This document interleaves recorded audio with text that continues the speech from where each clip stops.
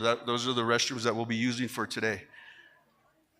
But as we begin, we want to welcome everybody, but also start off with the opening prayer. We have Dr. Johnson Dennison Hatatli, former Diné College Board of Regents here.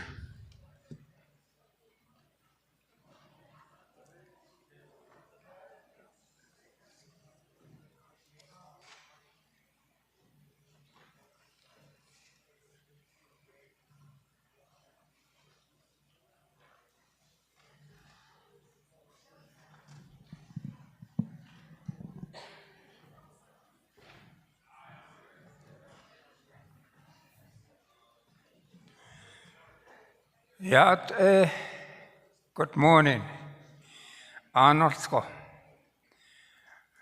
members of the Board of Regents of Diné College, faculty, staff members, students, visitors, and family members of Dr. Charles Roessel. I always called him Monty Roessel. Anyhow, Shea Trapahen Slot Kotsone was a chain. Now Kailana as a chat Hohan as another. Aro Eyaha Koro Tsaile Aro Zena Rande. I got 8 hours out Tsaile Nasha and Sintle. Aro Sunvillinash any redo Koro out Tsaile. Navajo, Conde, San Canada,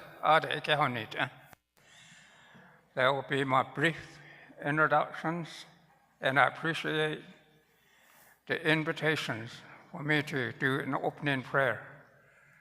Kodoshin Tadazan Lenegate Badeste. Hojon Role, Net Khan Chidigani, Digan Bahazon, Digan Yat A.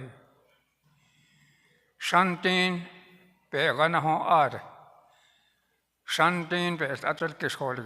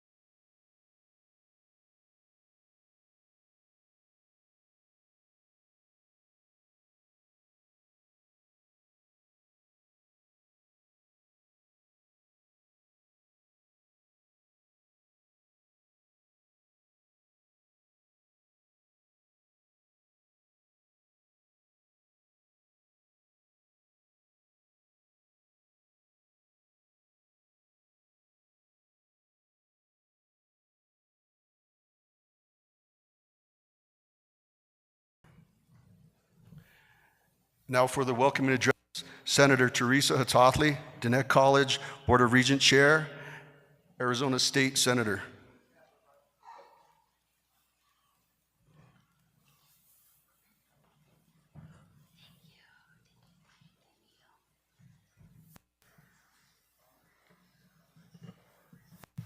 Yat shaping Petrodni, Neshle, a she, a bashichin, Trabai, eta shichido, Tedeshkijin, eta shanale, Ado Tekon had Sanade, Ade eya Nasha, Ade eya, Bishreje holo, Hawan holodo, Hawana maza holo, Dak a holodo, the bedo sli, do bikashi, eta holo.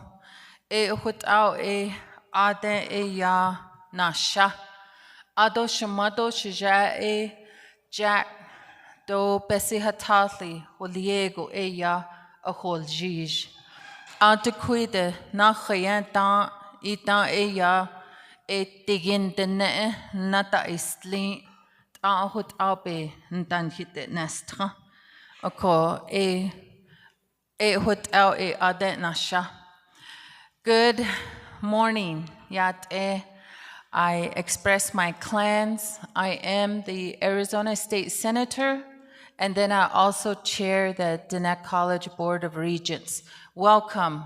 Thank you for coming here, and then for those listening via the live streaming, thank you for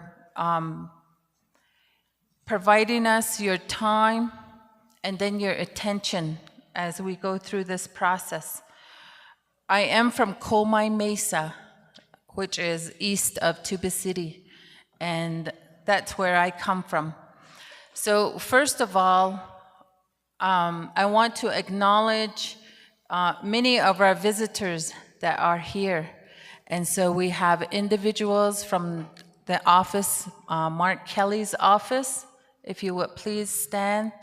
This is Coral Evans and Luther Lee. They represent Mark Kelly's office, so they're here with us.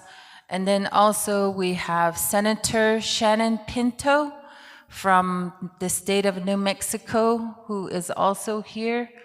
We also have Navajo Nation speaker, Crystalline Curley, on this side.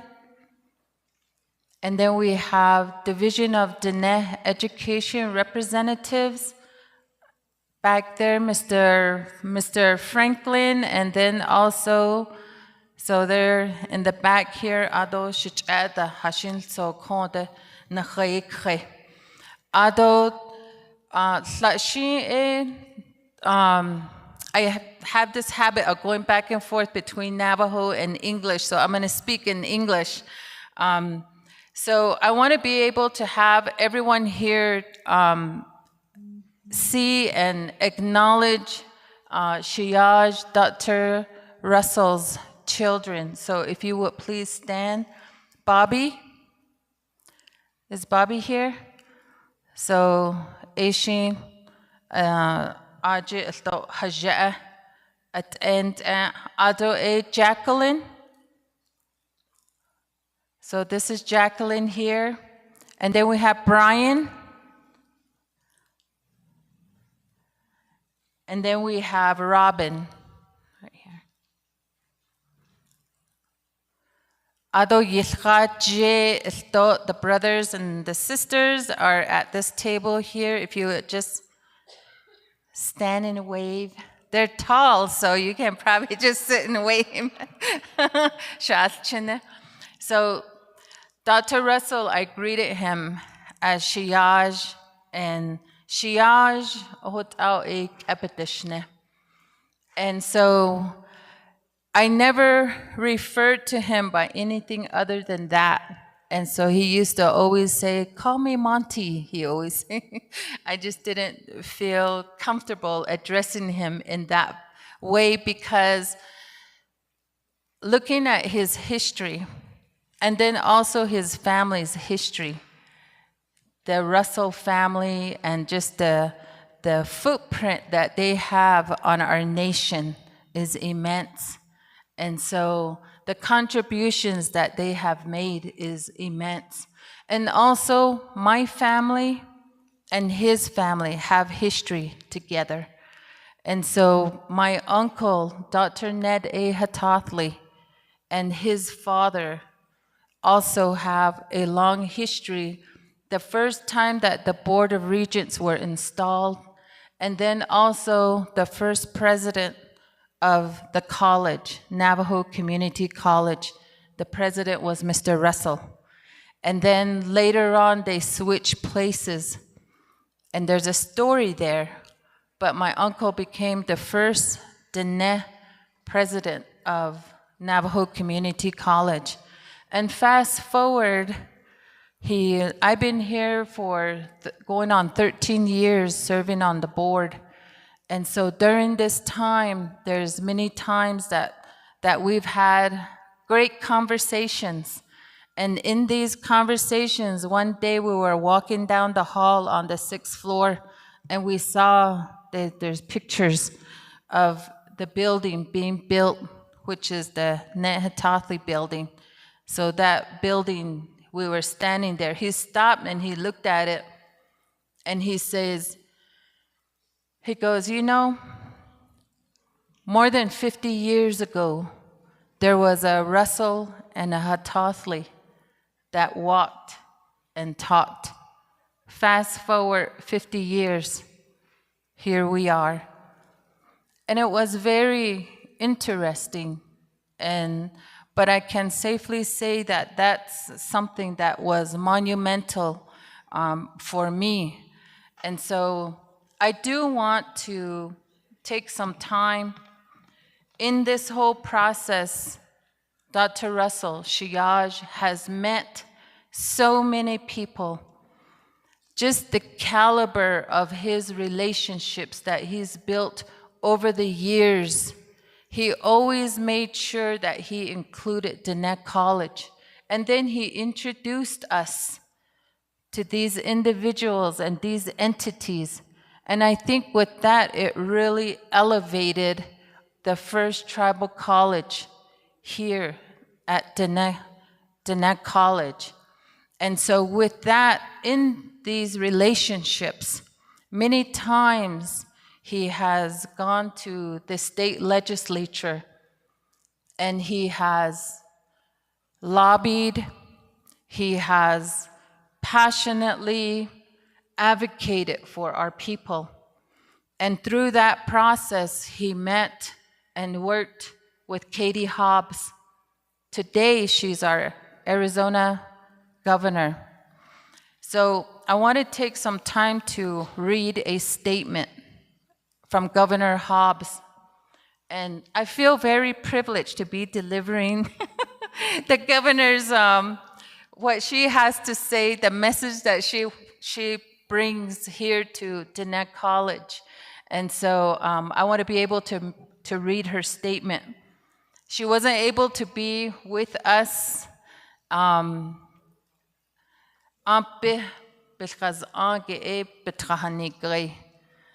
so the video, all of that was a little bit out of the questions, so we decided to move forward with the statement. Dr. Roessel was an incredible leader who led with kindness. He deeply cared for his students and was passionate about helping them succeed. I saw it directly when I spoke at the college's commencement ceremony a few years ago. Monty was so proud of his students and their accomplishments. He was also incredibly proud of Diné College, where his leadership was truly transformational.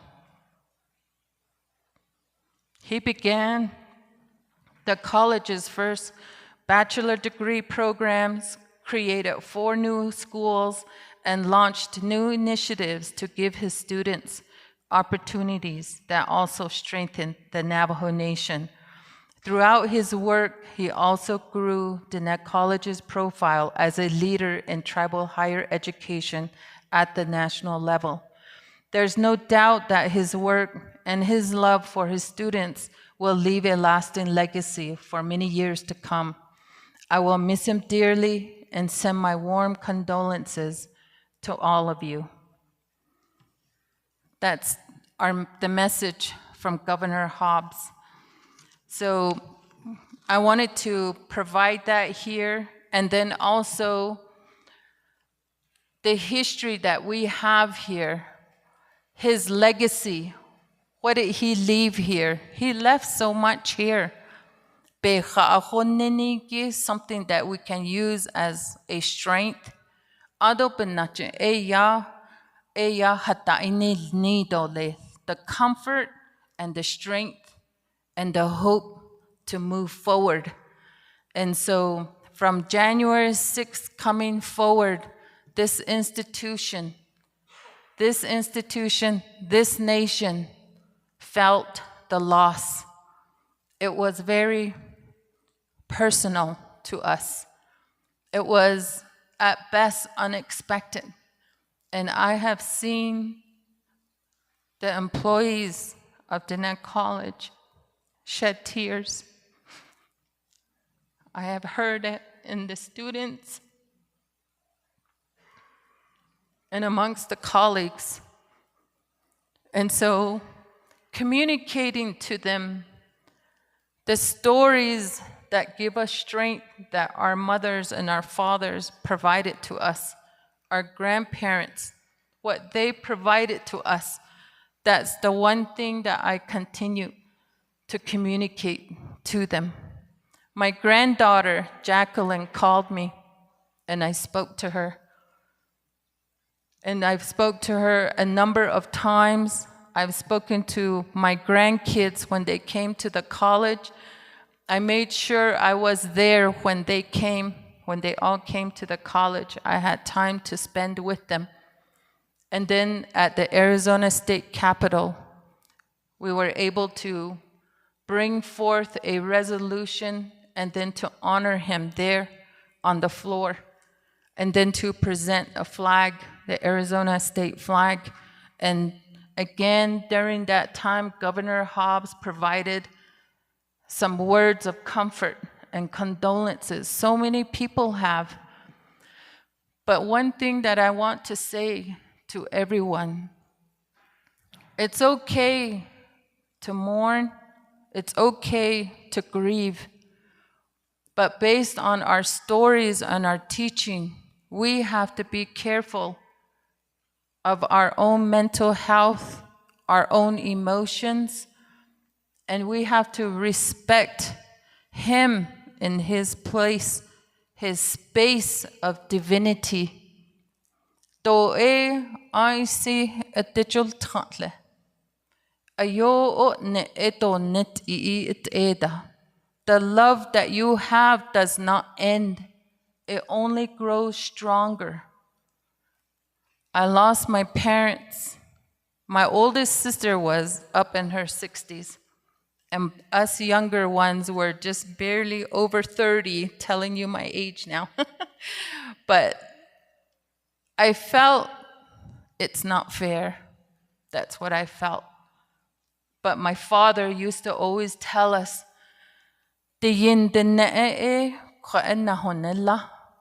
the Creator that made you being here possible. For you to accomplish and to have a purpose and a role in life, when you meet that,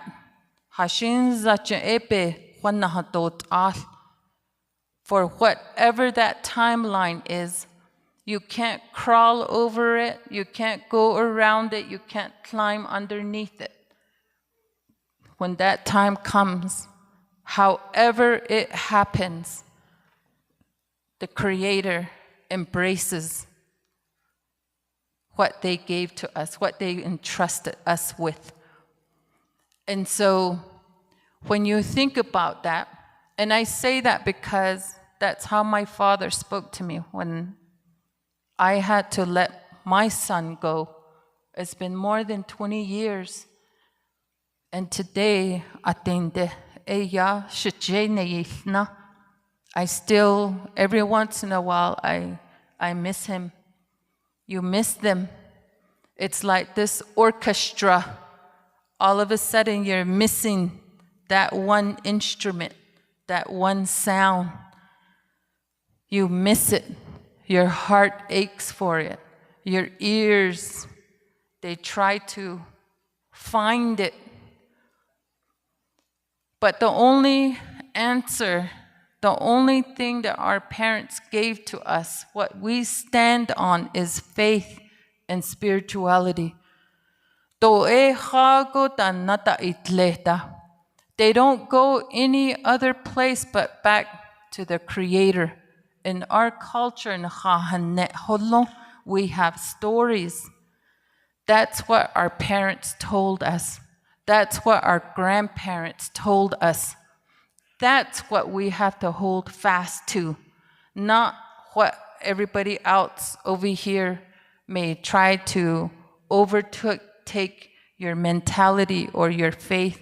It's what your mom and your dad gave to you.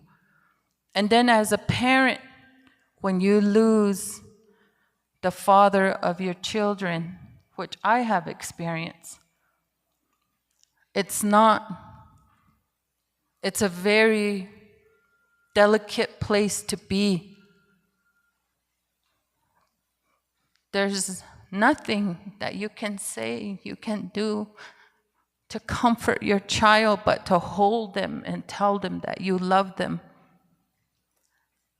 And so, but again, going back to faith and prayers, we have kids, we have these young, beautiful kids here, the grandchildren. He always talked about his grandchildren. I never really heard about his kids other than Brian and then also Jackie. He always talked about his grandkids. You know, that was like the joy of his life.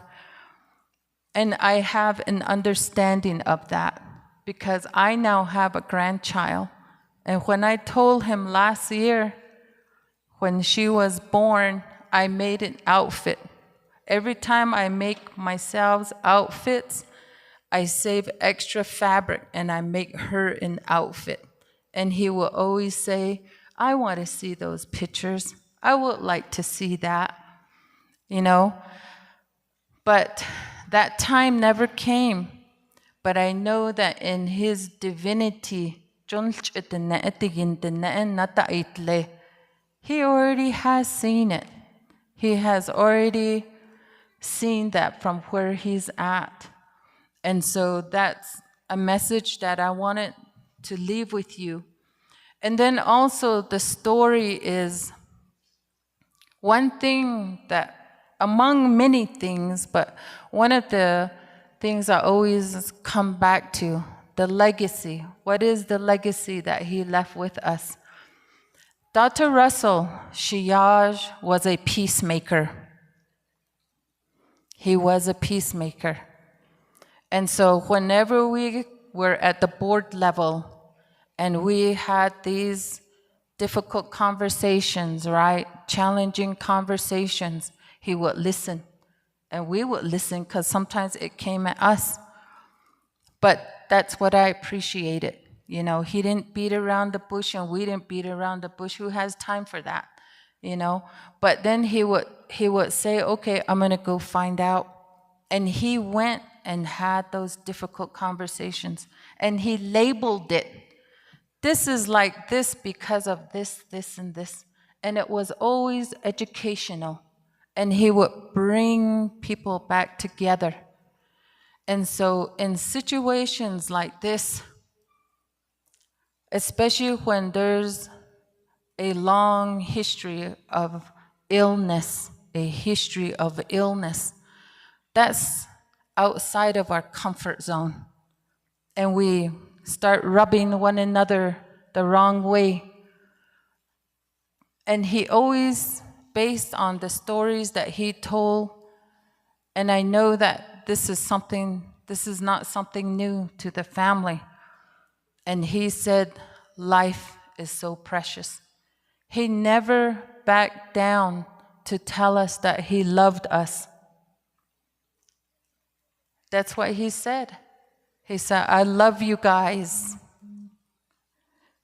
That's what he said. Who goes around saying that? Dr. Roessel did. And then he made intentional time to talk to us. Sometimes time just sprung up and he talked to us one-on-one, and he communicated to us the value that he saw in us. One time he told me a story. He says, this is what my mom told me. If you ever come across a challenge in life, whatever it is, you run towards the arrows. You run towards the arrows.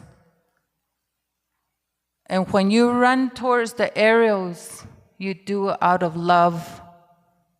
You do it out of respect. And he says, I always think about that. What would my mom say? What would my dad say?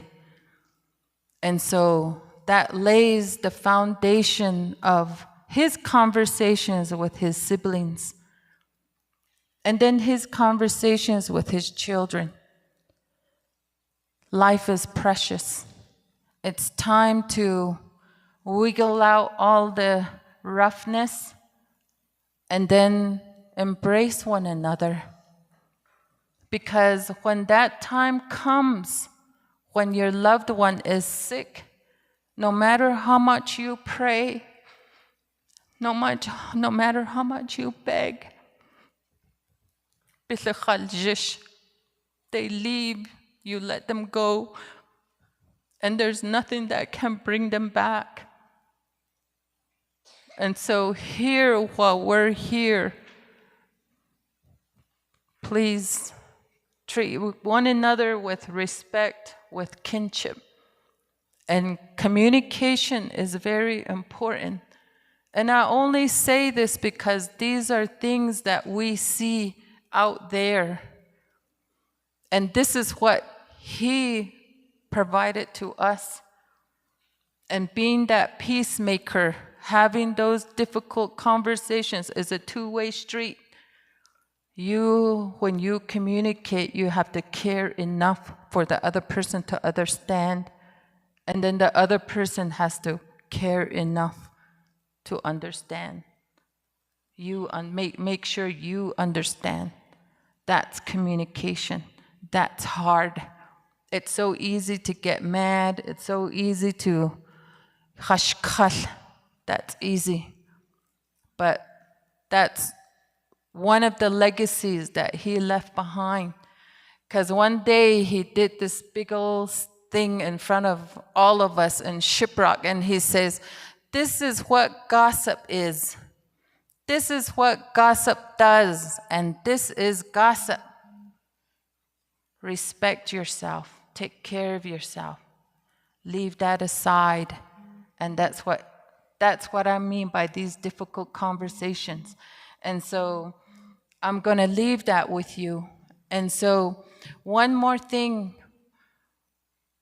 The story of when people are here, the nek echahanet, is that they take a path. They came in. We all came here. We had a path to come here. When we leave, there's a path going back out to be amongst the deities, amongst the Creator, whatever that faith is. And so when that time comes to go back to nature, whatever that may be, in that process is to be amongst the most precious, right? It's the most precious. The earth, the air, and the sky are precious. That's where they went. That's where they are. And so here, for us being here, those teachings, they talk about certain amount of time passes, and then people who will step forward and provide something. And that item is usually a precious metal or a precious na liehe na tehliki is these precious metals, as Brian has done beautiful silver work, which your father was very proud of. And so that type of gifting happens. And when you have that, that's a reminder, that's a sign of hope, healing, and then to go forward. So on behalf of the Diné College Board of Regents, I see my Vice Chair, Mr. Greg Bigman, that's here. May I ask the Board of Regents to come up quickly? And then we also have our acting president, Glenita Husky, if you could come up here. And then Jackie, if you could come up here, and Bobby. We're going to present them with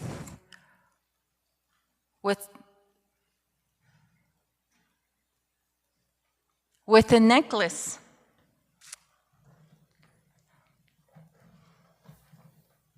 This is what our family and our stories talk about is yaat ehiki e ajepe I nato khahonne e ukhut au e be naschot itolel. So you can wear it, you can have your family, your siblings wear it, but we want you to have comfort in this. And then also we have a blanket. A lot of time men, they don't wear necklaces, right? Except Brian there, but that's why we decided to get a Pendleton that you can all utilize and look to as a symbol of comfort.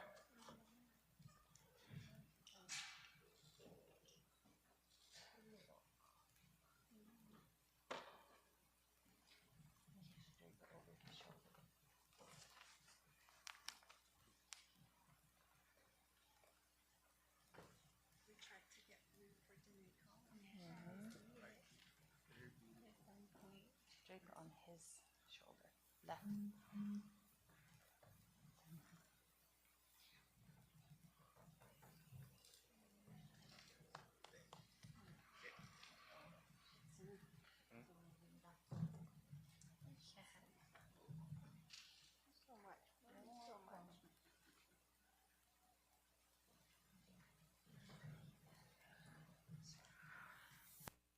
Beishin khoni dolel. Adobe eya nas ntnahato kos.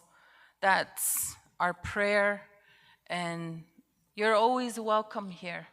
Your father is a person that never held back with his emotions, and so all of you are welcome here. You already know that, so please take care of one another. Thank you. Thank you, guys. So with that, thank you. We're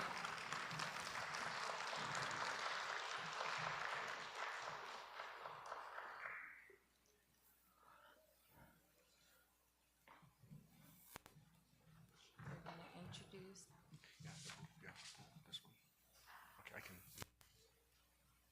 I'm supposed to give the vice president some time. Wait, what? I'm supposed to give the vice president some time. Oh, go ahead. Then Okay. After her, we'll do the vote. Okay. And I'm back. So we do have a very special guest here. I would really appreciate her words. Vice President Roessel Montoya. Astsane biyisi. Ado nda e ya khaolneni ki e uhut au e di shama banses kes. Ayo e ya bajin shle. So I would like to give her some time, and we'll move forward with the agenda.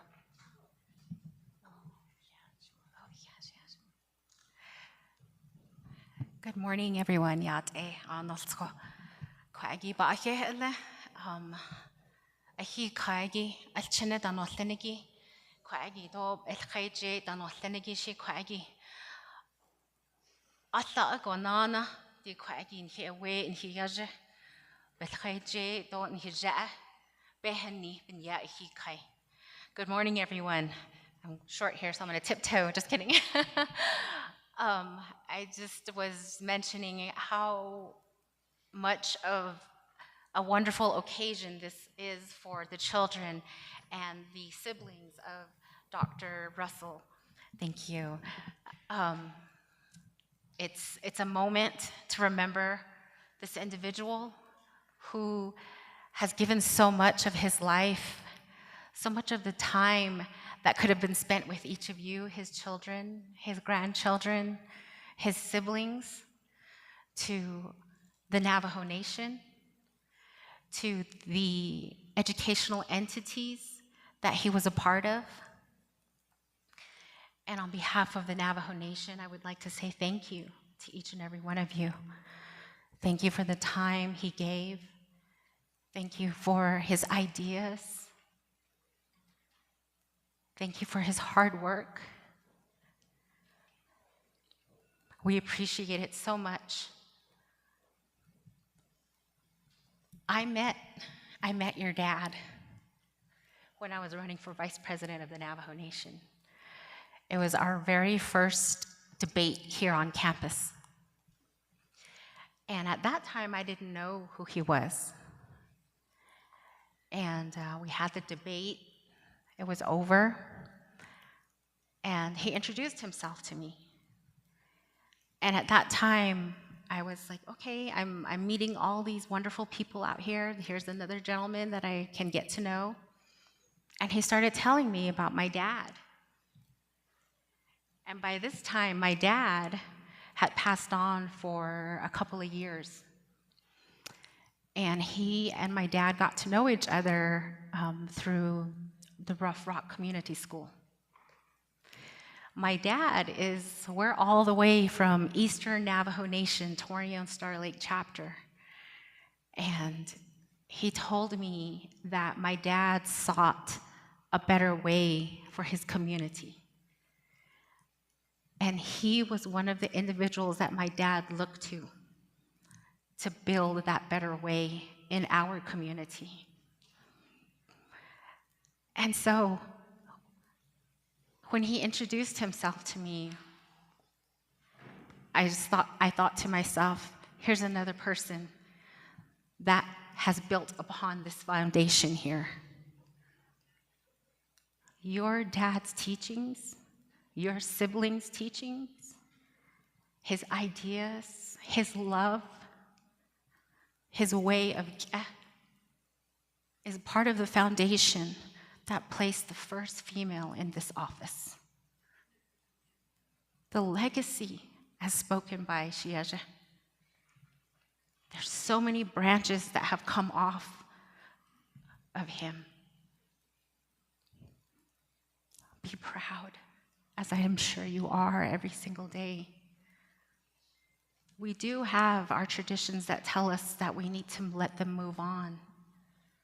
But as I see the little children here, never let them forget who he was, what he did, what he accomplished.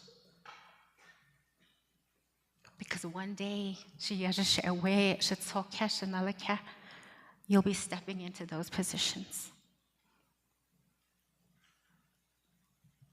One day, they may be president of Diné College, University of Arizona, University of New Mexico, University of Utah, or the great Navajo Nation. But again, on behalf of the Navajo Nation, thank you so much. Thank you so much for the time he gave to our people, the legacy that he leaves, the legacy that he's instilled in each one of you. And I would like to say thank you from my community of Nutnejin, because some of his ideas are there in my community. And as I am sure the rest of the Navajo Nation has. Don't forget his silliness. Don't forget his love. Don't forget his harshness, if he had some. My dad had a lot. But don't forget the names he called you. Don't forget the trouble you guys got into growing up as his siblings. Always, always remember him in a good way. That's what eases the heart. That's what eases the mind.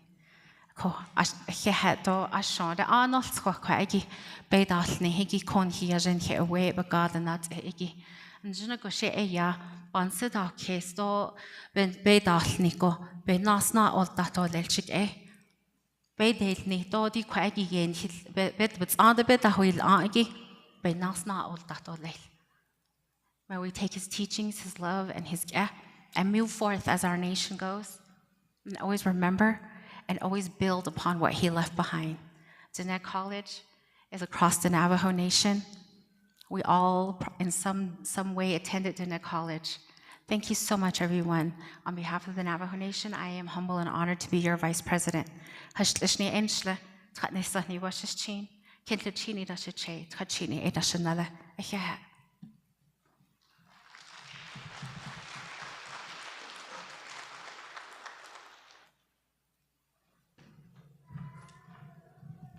Yeah, thank you, Madam Vice President. And now we have a recorded message from Dr. Bo Van Nygren, Navajo Nation President.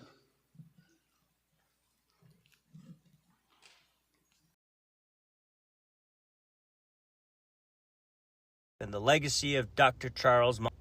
Yate, today we come together to honor the life and the legacy of Dr. Charles Monty Roessel, an inspiring educator, visionary leader, and an unwavering advocate for the Navajo people.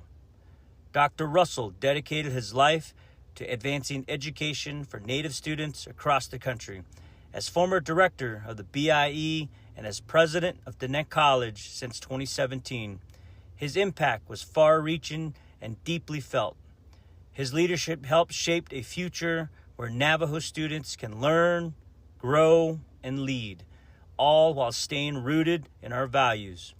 To Dr. Roessel's children, Jacqueline, Brian, Bobby, Robin, and Kimberly, and his best friend, Karina Roessel, and his extended family, we offer our deepest gratitude. Thank you for sharing with him, with the Navajo people. He was not just a president of a college, he was a pioneer in education. Under his leadership at Diné College, Dr. Roessel helped transform our nation's higher education. Over a year ago, we also began discussing how to launch a Navajo law program at Diné College. My office continues to support Navajo law students at the U of A and ASU, but we knew it was time to create those same opportunities here at home. Because of many of our Diné students leave the nation to pursue top-tier education and often settle far from their homes and their families and their communities. Dr. Roessel believed that our people and our students deserve the best education possible without having to leave home.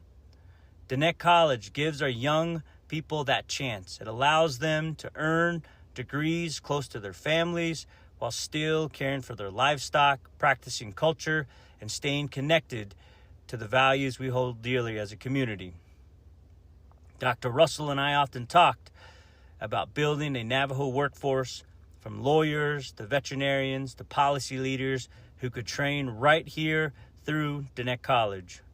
And as a tribal institution, Diné College blends culturally grounded learning with modern disciplines like engineering, business, and computer science.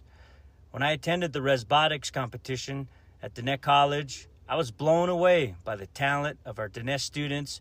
Their skills in robotics and programming were very impressive, but what moved me the most was how they blended that with culture, Navajo named teams, and their pride in their traditional identity.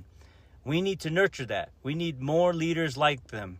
And that's what Dr. Roessel dedicated his life to. In his memory, we remain committed to continuing that work. Every student who walks through the doors of Diné College carries his legacy forward. Every diploma earned, every idea sparked, every life transformed, that's Dr. Roessel's impact in motion. And even though he is no longer with us today, his vision lives on. We thank him for his service, we thank him for his leadership, and most of all, we thank him for his believing in the potential of our people. May his journey continue in beauty, and may his work inspire generations to come. Ahiat.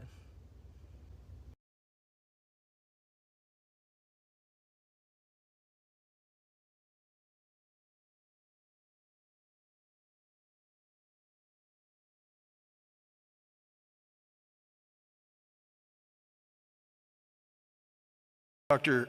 Nygren, presentation of the U.S. Capitol flag on behalf of Senator Mark Kelly, Luther Lee, and Dr. Coral Evans, Office of the U.S. Senator, Mark Kelly, Tribal Engagement.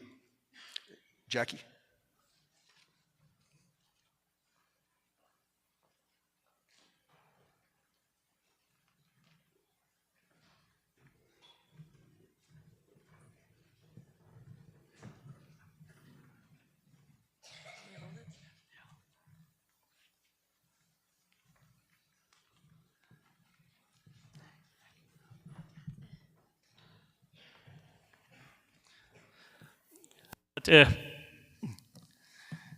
Sé Luther Lee da sé dine, a sínt in in sláán ná chuid na bas is tín.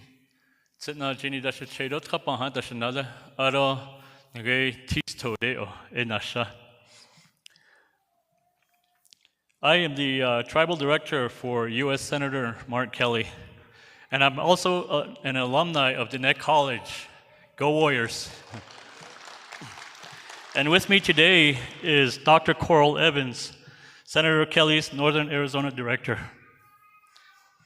On behalf of Senator Kelly, we are here today to recognize President Dr. Charles Monty Russell's incredible life and legacy. As the President of Diné College, Dr. Roessel believed in the aspirations of the Diné people upon which Diné College's vision and mission is based. The principles of Diné philosophy, strength, endurance, and the importance of the collective community effort.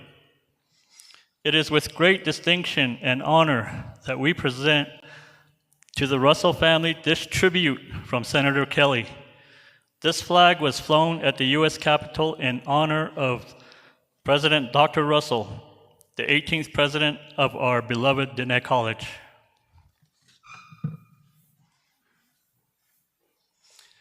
And certificate below the flag here reads, "The flag of the United States of America." This is to certify that the accompanying flag was flown over the United States Capitol in recognition of the Roessel family, in honor of their beloved Dr. Charles Monty Russell, whole outstanding leadership, achievements, and dedication have played a vital role in preserving and promoting the culture, language, history, and values of the Diné people through literature and higher education. Signed, Mark Kelly, U.S. Senator for Arizona.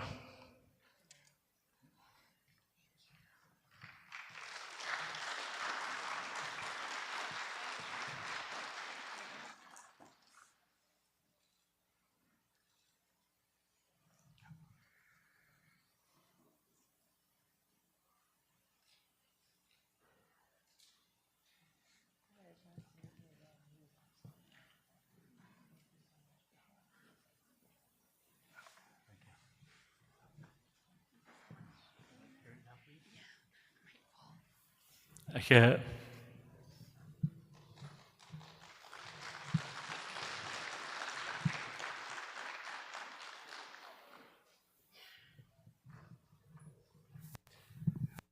And a real quick acknowledgement of distinguished guests. We have former Diné College Border Regent Daniel So. We also have the 25th Navajo Nation Delegate, Honorable Casey Allen Johnson.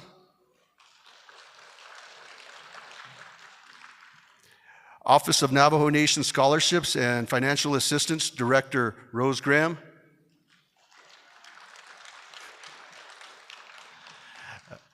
The American Indian Higher Education Consortium President and CEO, Anna Wake Rose.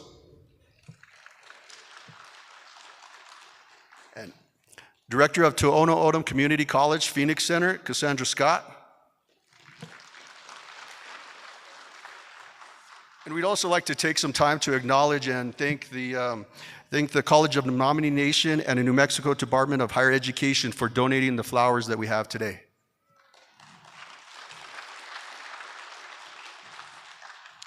Next on the agenda, we have Mark Trehant.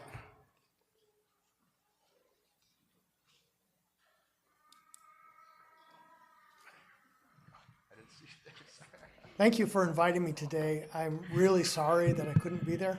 I have so much love and admiration and respect for Monty Russell that I would have done a lot to get there. This is where age plays funny tricks.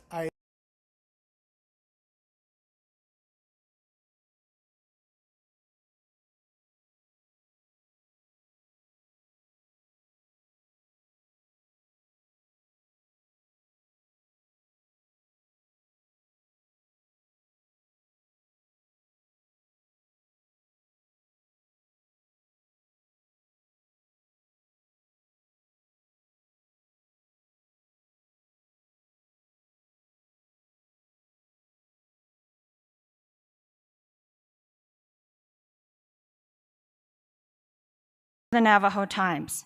His 50 years in journalism is what led him on a path to meet the Roessel family.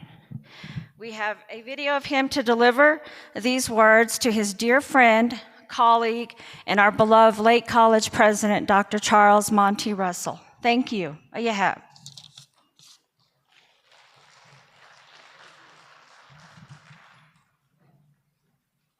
Minor.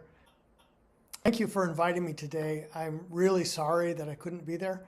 I have so much love and admiration and respect for Monty Russell that I would have done a lot to get there. This is where age plays funny tricks. I had a minor medical procedure done on Wednesday, and I thought, oh, it'd be easy to pop up to Tsaile by Friday. And unfortunately, my doctor had other ideas, and so I'm stuck here in Phoenix. I also want to thank my sister-in-law, Shannon Parrish, for helping this get to fruition. Speaking of age, when Monty turned 50, we had a great conversation, and he said he wasn't sure about being on the downside towards 100. Really struck me as one of the great memories we shared, and we had so many fun adventures. We first met at the Navajo Times, and to give you context, the Navajo Times back then was basically a shack. It had some open floors, and reporters would trip and actually hit dirt. The machines would all crash at one point, and people would be writing material, and the power would go out, and everyone would lose everything and have to start all over. It was quite a production. Monty, I met through his father, Bob Russell, as many of you know, and he's the quiet type. And he sent me many notes about what the Navajo Times could be. And in one of those, he said that I know something about journalism because my son is an outstanding journalist. And then he talked about how important it was for me to meet Monty. We met a few weeks later, and I remember talking to him about the job, and he said I wanted him to be the managing editor. And he said, no, I'm a photographer. Why don't I come on and shoot pictures? And really, to me, the thing was I wanted a Navajo leader. I wanted someone that looked at the big picture and could work with people. You know, if you watch any movie about journalism, you see the managing editor as a really crass, barking type leader. And that was not Monty. He was always gentle, kind, worked with people over time, and tried to improve journalism in a way. One of the things that I think Monty was so good at was recognizing talent and trying to bring people back to the Navajo Nation to work on the Navajo Times. When we were at the Navajo Times, the group before us had only one or two Navajos on staff. Almost the entire staff was non-native. And so part of the challenge was to make it an institution where people thought of it as Navajo. And that really is Monty's whole story. He loved transforming institutions into Navajo-centric and to build an opportunity for others. And even though we had a small newsroom, we had many, many big wins as part of that. I remember asking him when he was in government if he still shot pictures, and he said, "Oh yeah, sometimes I'll slip my Leica out and start taking pictures." And that was the same when he was at Navajo Times. Even though he was managing editor, if there was a good visual story, Monty was the first to get out there and say, "I'm going to go shoot this." After the Navajo Times, we both worked together on many freelance projects. We pitched stories to Arizona Republic, Laguna Pueblo, baseball for New Mexico Magazine. Our dream was to get one of those multi-year assignments from National Geographic where they give you basically your salary for a while. And Monty got his National Geographic assignments long before I did. And then he worked for Geo German, another version of the magazine. And we later laughed about that because, again, our context was we wanted these multi-year assignments. And the first time I got a job for National Geographic, they gave me exactly a week to write it. So it's just the opposite of all that. Monty got a kick out of that. I think one of my strong memories is Monty waiting around for me to write. So back then we didn't have computers. They couldn't zap stories in instantly. I had a little TRS-80 or Radio Shack keyboard basically, and I could only see 3 lines of copy at a time. And I remember many times sitting in a hotel lobby because we'd already gone past checkout time, and Monty would be sitting there waiting for me, maybe looking at pictures or a magazine, while I tried to write my story to ship to Phoenix to the Arizona Republic. One of, I think, the surprises for me is how good a writer Monty became. And he did start writing both editorials and others at Navajo Times. And he went on to build that as a career, from children's books, history books. He's the author of Songs from the Loom, which everyone knows, A Navajo Girl Learns to Weave, which is still just a marvelous book. He went on to do academic work such as Self-Determination as a School Improvement Strategy for the Journal of American Indian Education. He really was the master at his craft. Starting in 1977, he shifted his focus to education. And in fact, when he went to get his master's degree, he asked me to be on his committee, which is funny because I'm not an academic, and I was happy to do that.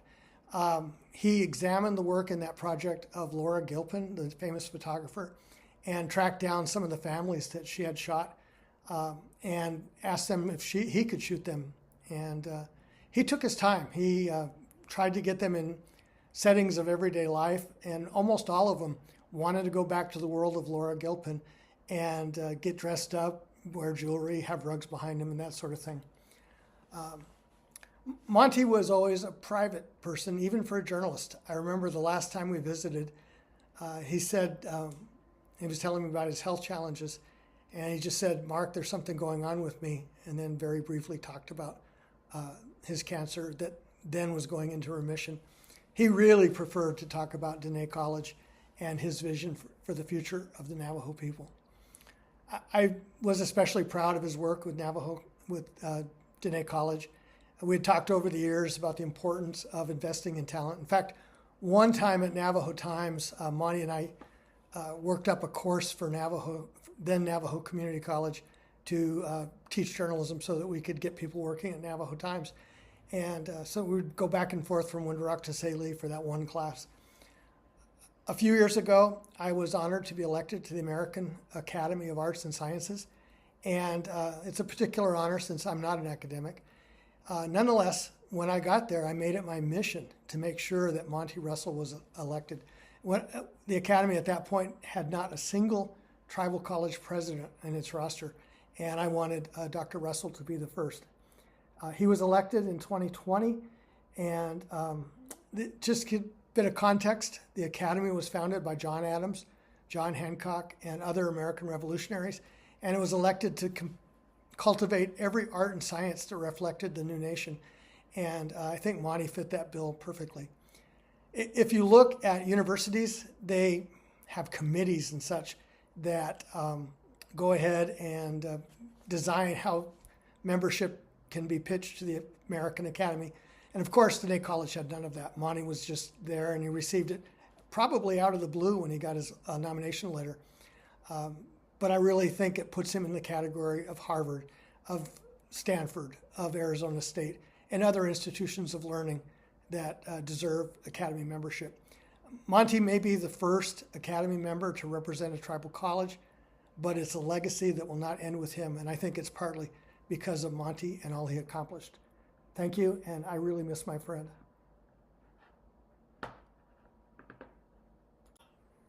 Thank you for inviting me to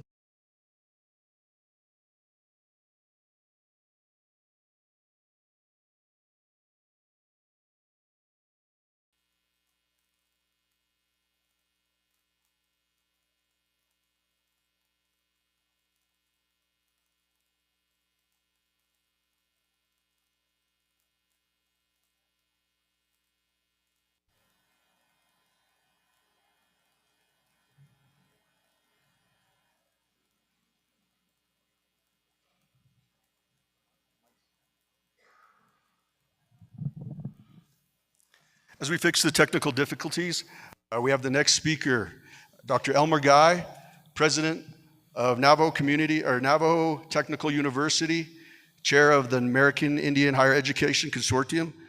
Dr. Elmer Guy has served as the President of Navajo Technical University in Crown Point, New Mexico. He has also worked with the late Dr. Roessel as the Chair of the American Indian Higher Education Consortium.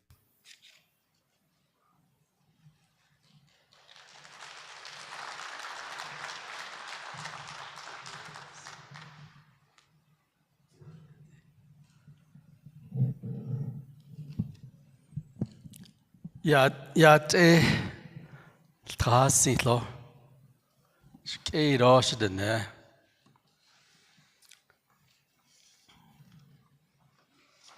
Thank you for inviting me today. Interim President Haskey, the Diné College Board of Regent members, students, faculty of the college, Honorable Speaker, Honorable Vice President, Honorable Johnson, former Delegate Daniel So, Speaker Senator Pinto, as well as our architect here. Good to see you, Mr. Murphy. Don't Slinigi Aya Nanish Eja Tabai. My Dishkijni A Basis Chin, Tohet Lini Dashanala, Aratorichineya Dashache. And also to address Monty's children, Jacqueline, Brian, Bobby, Robin, and Kimberly, as well as his siblings, Bob, Ray, Faith, and Mary. I came here to say a few words about my journey with Monty Russell. As a colleague, as a friend, as we serve our respectful institutions. You know, one of the things I know about the Roessel family is that I went to school with Faith. Faith was a year younger than I was. We all attended Chinle High School. And you could see the leadership in Faith. She was very active. She was she was with the student council, a very good athlete. And you could see that leadership in her already. Very smart young lady. And I didn't really knew Monty at the time. He was younger. And he went to school with my younger siblings. And he played baseball with my younger brother. His name is also Charles. And we called him Chach, and my brother played third base, and Monty was a catcher, and they had a really good team. Had a really good coach. And I also knew Monty's parents. I'm very thankful that I worked for Peterson Tsaile when he was chairman. And he asked me to be a deputy of Navajo Division of Education when he became chairman, while he was looking for a director. And I served in that capacity for about maybe 10, 11 months or something like that. And as a virtue of that position, I also served as a regent for Navajo Community College. And then Peterson Tsaile appointed Anita Pfeiffer, Dr. Pfeiffer. And Dr. Pfeiffer asked me to be her deputy. And so one of my earlier assignments was, Anita says, Pete wanted us to hire Bob Roessel. He wanted Bob Roessel to continue his work to raise money for the library and museum. So my job was to bring him on, and I had to figure out a way to do that to get around the Navajo preference on hiring. So my report to Anita was, I said, Bob is ready to go. He's going to start Monday, got his office situated, got the salary that he wanted. And then she says, one more thing. And I said, what? And she says, I'm not supervising him, you are. And I was telling Monty that I was probably one of the few people that supervised Bob Roessel. And, Bob didn't need no supervision. He was probably more credible than I was. And all he needed was somebody to sign his travel, reports and that kind of thing. And, he's a really hard worker. And, a lot of times when we process things through the Navajo Nation government, you have to do it a certain way. And so he would process something which is correct, but not according to Navajo rules. And so I would tell him, Bob, you can't do it that way. And you can only say that maybe twice, and you'll hear from him. And I've heard from him. And I remember telling him that, Bob, this is not my rules. This is how business is here. And I said, in order for it to get processed, this is what we have to do. I said, even Pete Tsaile follows these same rules, kind of thing. And so I got to work with him very well. I got to know him. I really didn't know him before that. I heard a lot about him. And also met his wife, Ruth. Ruth, my older sister. We're both born for the same clan. She always called me Tsaile, the same way as my sister, Senator Hatati. That's how she greets me, Shanai. The same way with Ruth. Always didn't call me by my name, always Tsaile. And that means a lot, I think, rather than your BIA name, is to be greeted personally like that. And so I heard about what our leaders had done over at Rough Rock Demonstration School. The first institution that was able to have Navajo board members to control the curriculum at that school. That was done before the South Indian Self-Determination Act, and they did that by what they call a Bi-Indian Act. And the reason why they did that is because of educational sovereignty. And they wanted our indigenous people to design and implement programs that fits our needs, that in a way so that we can preserve our language and culture. Something that really is meaningful to us. So that's what they did at Rough Rock. The first time probably a school on Navajo, governed by Indian leaders, and they were teaching Navajo language, Navajo culture, Navajo history, arts, and that kind of thing.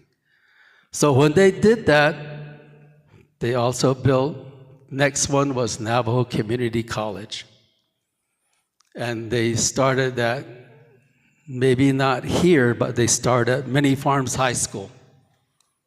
That's where they started the school, and they built it here. I know because my uncle, my late uncle, Dr. Guy Gorman Sr., always kind of kept me informed of what was going on. And so when Monty became president of Diné College, he transformed some of those important development, some of the movement about educational sovereignty. And, meeting with him, he talked about those. And, a lot of times, we may be before like the state legislative committees. We testified together many times. And a lot of times, when Monty gets going, he gets going. He would just, tell it like it is. He will not hold back. And he'll tell his story. And he will defend his requests. And sometimes he gets going, he kind of gets sweaty. And he kind of reminded me of his dad, because I testified with him as well. And Bob was really not afraid. Very courageous individuals. And that's what I saw in Monty as well. Visionary, very creative. And I think that the gifts that was given him, he was blessed with those. Mark talking about his photography, talking about the journalism.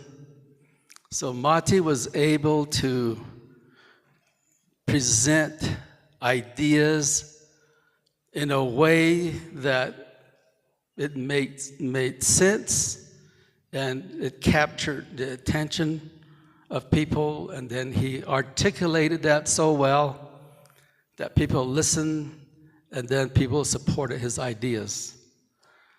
And one thing I knew about him also is that he was grounded in our tradition, in our culture. And so that was really a good thing for someone that I could work with, that understood that, and to move some of those things that will benefit our people, that's closer to home, that's affordable. And that he was also a team player.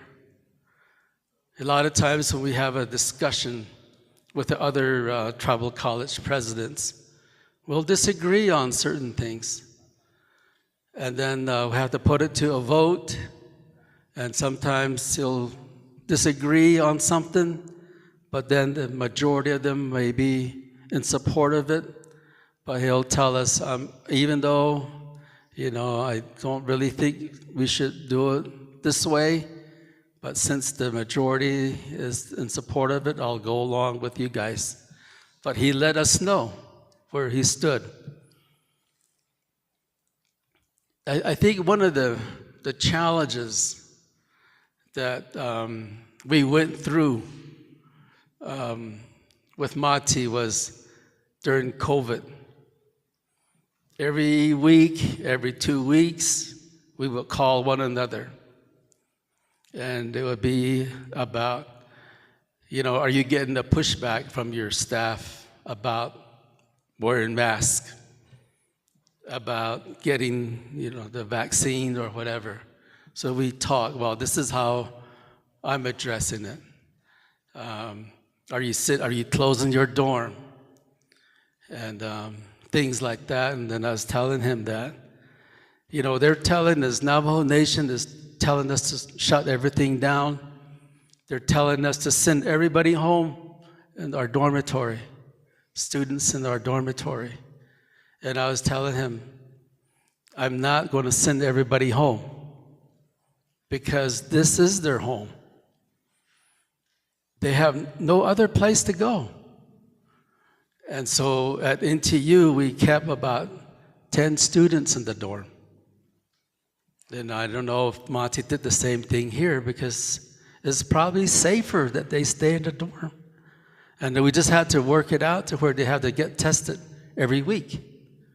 And the good thing about Navajo Tech was we had our biology department that did all the testing for us. And then because we have non-Navajos, they can't really go to IHS. So things like that we talked about, how to set up some hot spots for students, opened our campuses for any student, either go to ASU, UNM, NAU, they come to our site and have access to our internet. And so we worked like that together. And that was probably the most challenging times that we had. And it was really not a good time. And I hope that it doesn't happen again. A lot of times we also share with each other what we're working on. I might be working on engineering degrees, and that he wanted to do a law program. And I was really happy that he was able to do the law program. When we put these programs together, it's just not that we have a law program, for example. It is really about preparing our own people so that they could come back in some capacity and then to move our educational sovereignty forward, to strengthen our sovereignty, to build our own ways of things that we want to address. A lot of times we hope that some of the students that graduate from the law program could become judges. Maybe one day they could sit on the Supreme Court. Those are the kinds of things that we hope for. Even at Navajo Tech, we talk about engineers. Maybe one of these days our mechanical engineer would develop a satellite and address all of the communication needs. So those are the kinds of things that we talk about. It's just not just a program. It's way more than that. I think, a lot of times, talking to Monty, he really loves his children. He would say something like, I'm going to go visit my daughter, take her to dinner. It's her birthday.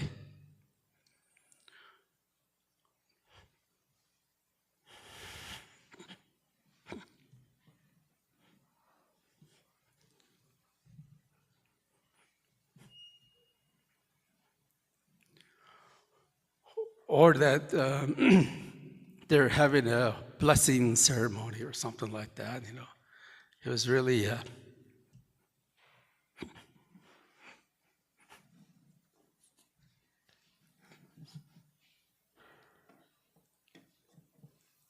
excuse me. I think the other thing is we kind of think about, he kind of left us a little too soon. But knowing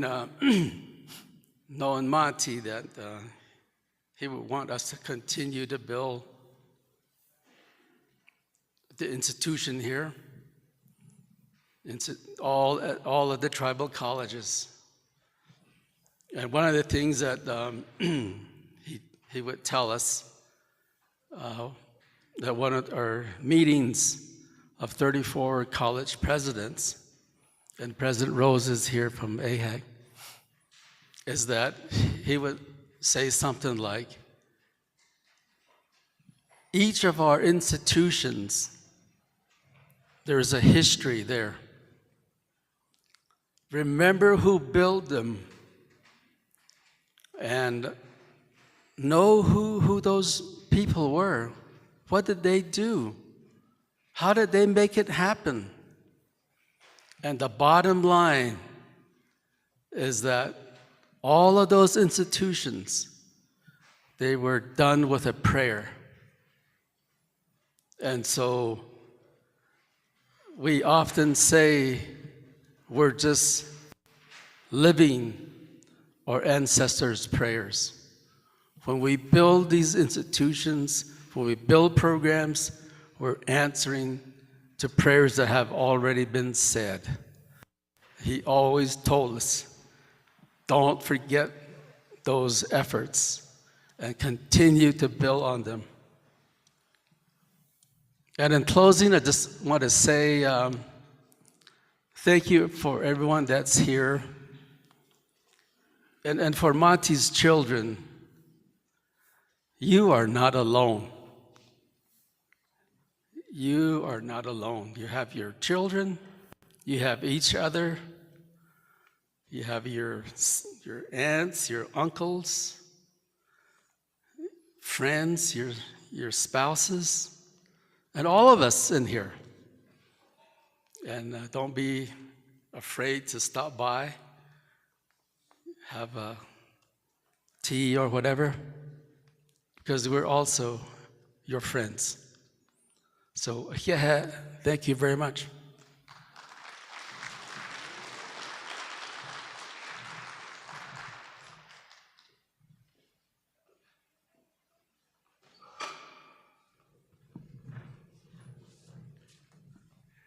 Yeah, Dr. Guy. Next, we have a recorded message from Tony Dearman, the Bureau of Indian Education Director. Tony Dearman is a member of the Cherokee Nation of Oklahoma. He is the director of the Bureau of Indian Education, BIE, an agency within the United States Department of Interior. He began his career in education in 1993 at Sequoia High School as a science teacher and coach, and worked with the late Dr. Roessel at the Bureau of Indian Education. Thank you for the opportunity to honor Dr. Roessel. Dr. Roessel was more than a leader. He was a mentor, a visionary, and a warrior for our students. I will always be grateful that he believed in me. He saw something in me and offered me the opportunity to serve as the Associate Deputy Director for Bureau-operated schools. That one opportunity became a turning point in my life, eventually leading me to serve as the Director of the Bureau of Indian Education for over 8 years. I had the privilege of traveling with Dr. Roessel during consultations, and those moments remain some of the most memorable in my career. I did find one thing that Dr. Roessel wasn't good at, and that was being a meteorologist. I can remember a time we all had a meeting in Washington, D.C., and we were actually in a room that had a huge radar behind us that was showing the snowstorm moving into Washington, D.C. And we were all asking Dr. Roessel, hey, should we all travel home early? It looks like it's going to be a bad storm. And Dr. Roessel, playing meteorologist, said, nah, snowstorm's going to be fine. They always predict a big snowstorm. It'll miss us. You'll see. Well, we experienced Snowzilla. We were there stranded in DC for 4 days. So that is one thing that Dr. Roessel wasn't good at, and that was being a meteorologist. I've always appreciated hearing his vision, not just for the BIE system, but for the future of our Native students. Dr. Roessel never wavered in his belief that our students should always come first. Every decision he made, conversation that he had, and path he pursued was always centered on our students. He was a true warrior for education, community, and most importantly, for our students. Thank you for honoring Dr. Roessel today.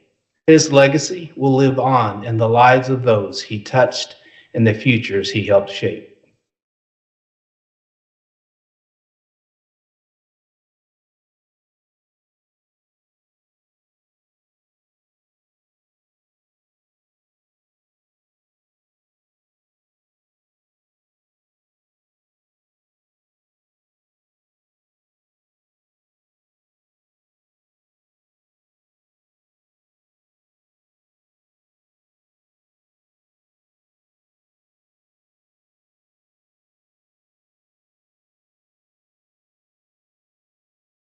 Arizona State University, and tribal nations and communities. It was within this capacity that he collaborated and worked with the late Dr. Roessel, particularly as Diné College partner with Arizona State University.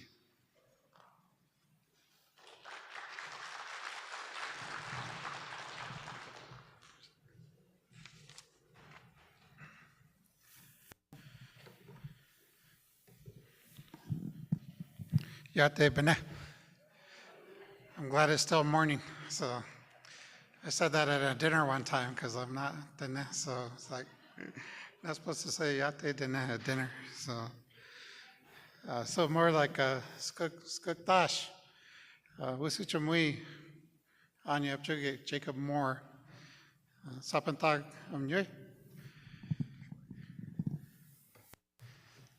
So translation, Wisuchamui to all of you.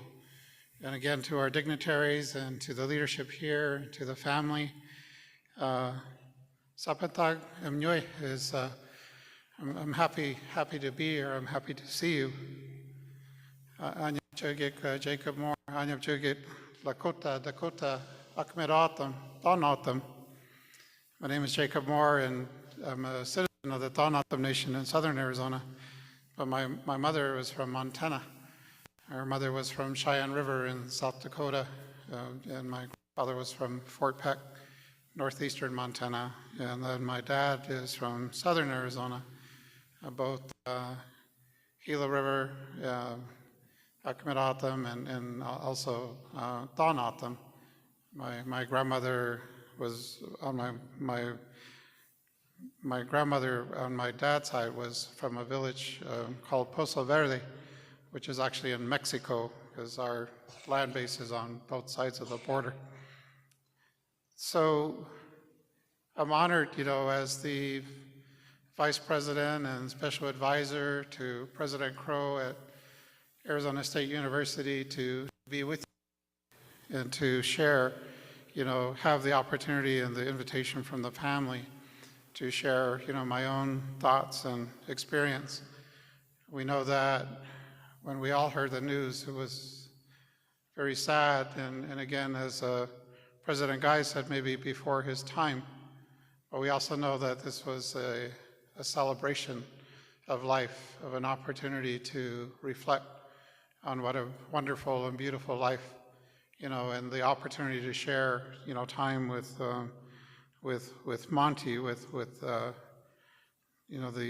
Dr. Roessel, and also an ASU alum as well, a representative of Arizona State University. Just to, I think, for specifically the business at hand and our time to work together more recently, in our respective roles was 2 programs. The development of a PhD, as Monty recognized the opportunity to advance, the rigor and the capacity of your leadership here at Diné College to develop a PhD program. We have 3 that are going to be. We have 3 that are going to be completing their program. It's Justice and Social Inquiry PhD. So let's give them a round of applause. And we have some that are still in the program. that are continuing. And again, this was also work with Rose Graham and with ONSFA as well. So a collaboration in terms of Arizona State being able to continue to support the development of your faculty and your administration at Diné College. And then the second one is, what was just recently signed was the memorandum of agreement to develop a Navajo law program through Diné College. And unfortunately, Stacy Leeds, the dean for the Sandra Day O'Connor College of Law, wasn't able to join, but I had asked her if she wanted to offer a reflection, and I'm going to quote directly for Dean Leeds, and she said, we saw him as a visionary of carrying this idea forward, of a Navajo law program, and seen to it in his life that it was operationalized, that this is in place. And she said he did it during a time, when he was having his own health issues that he was battling. And he said that this is a long-term legacy for Navajo and the students, and that it is also a model that can be duplicated, with other tribes as well, as these are real opportunities, as was again suggested by Dr. Guy, of creating our own curriculum, our own programs, our education that isn't just dependent on institutions that outside of our own tribal communities. At a personal level, we were here in May to talk about this agreement, and easier if I just take it out. So we were here in May to really finalize this agreement, and we had a meeting, and oftentimes when you sit down in a meeting, it's like, so when I get to know everybody, and it's more formal. And I know for the dean, this was something new to her. She's Chickasaw, she's not from this area, but certainly well respected in her field.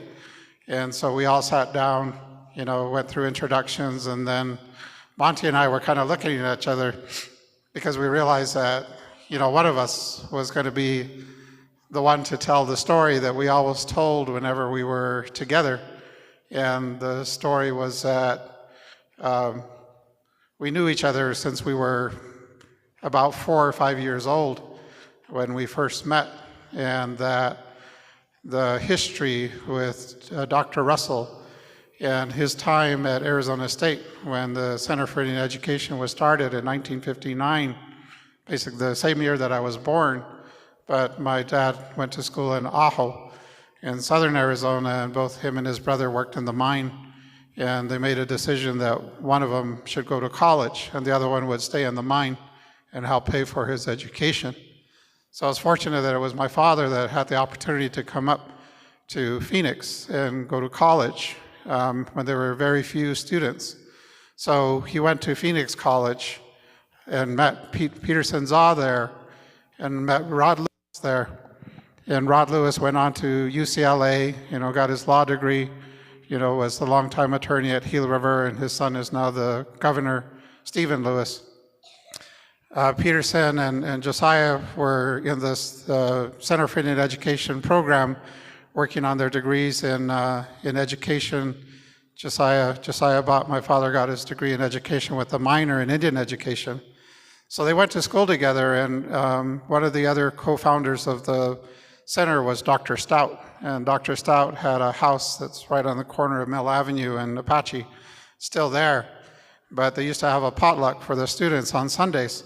And a lot of the students had family, and so we were, they had young families. And so that was when Bob and Faith and Monty and I, we would play in the backyard, while the adults visited and ate.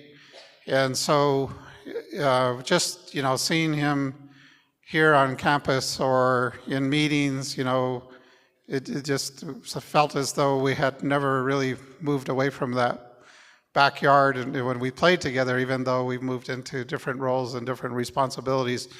But in many ways also carrying, the lessons that our parents had taught us, whether we recognized it or not, from the time in terms of following Bob Russell's career, coming up here from Arizona State to Rough Rock School, then to Diné College, or NCC, and then Diné College, and then also my father's own trajectory in terms of Mesa Community College, first for his tribe, then Mesa College, Community College, and then Department of Education, and then chairman for his tribe.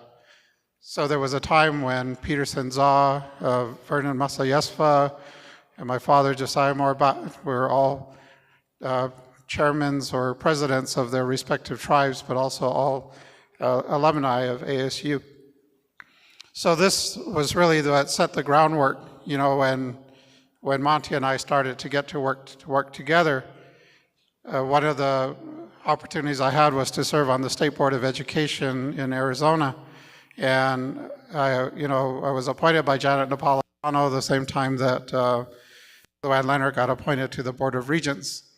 It was to be a 4-year term, but it extended over through a couple of administrations. So I was on the State Board of Education for 8 years and got to really look at K-12 education and how our kids are doing, or how our kids struggle in terms of proficiency with math, reading, or science, but really a deep dive in terms of K-12 education at large.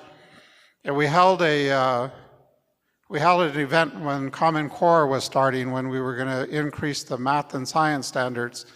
And my concern was that our kids were already struggling, or in some of our reservation schools or rural schools is not even having a physics teacher.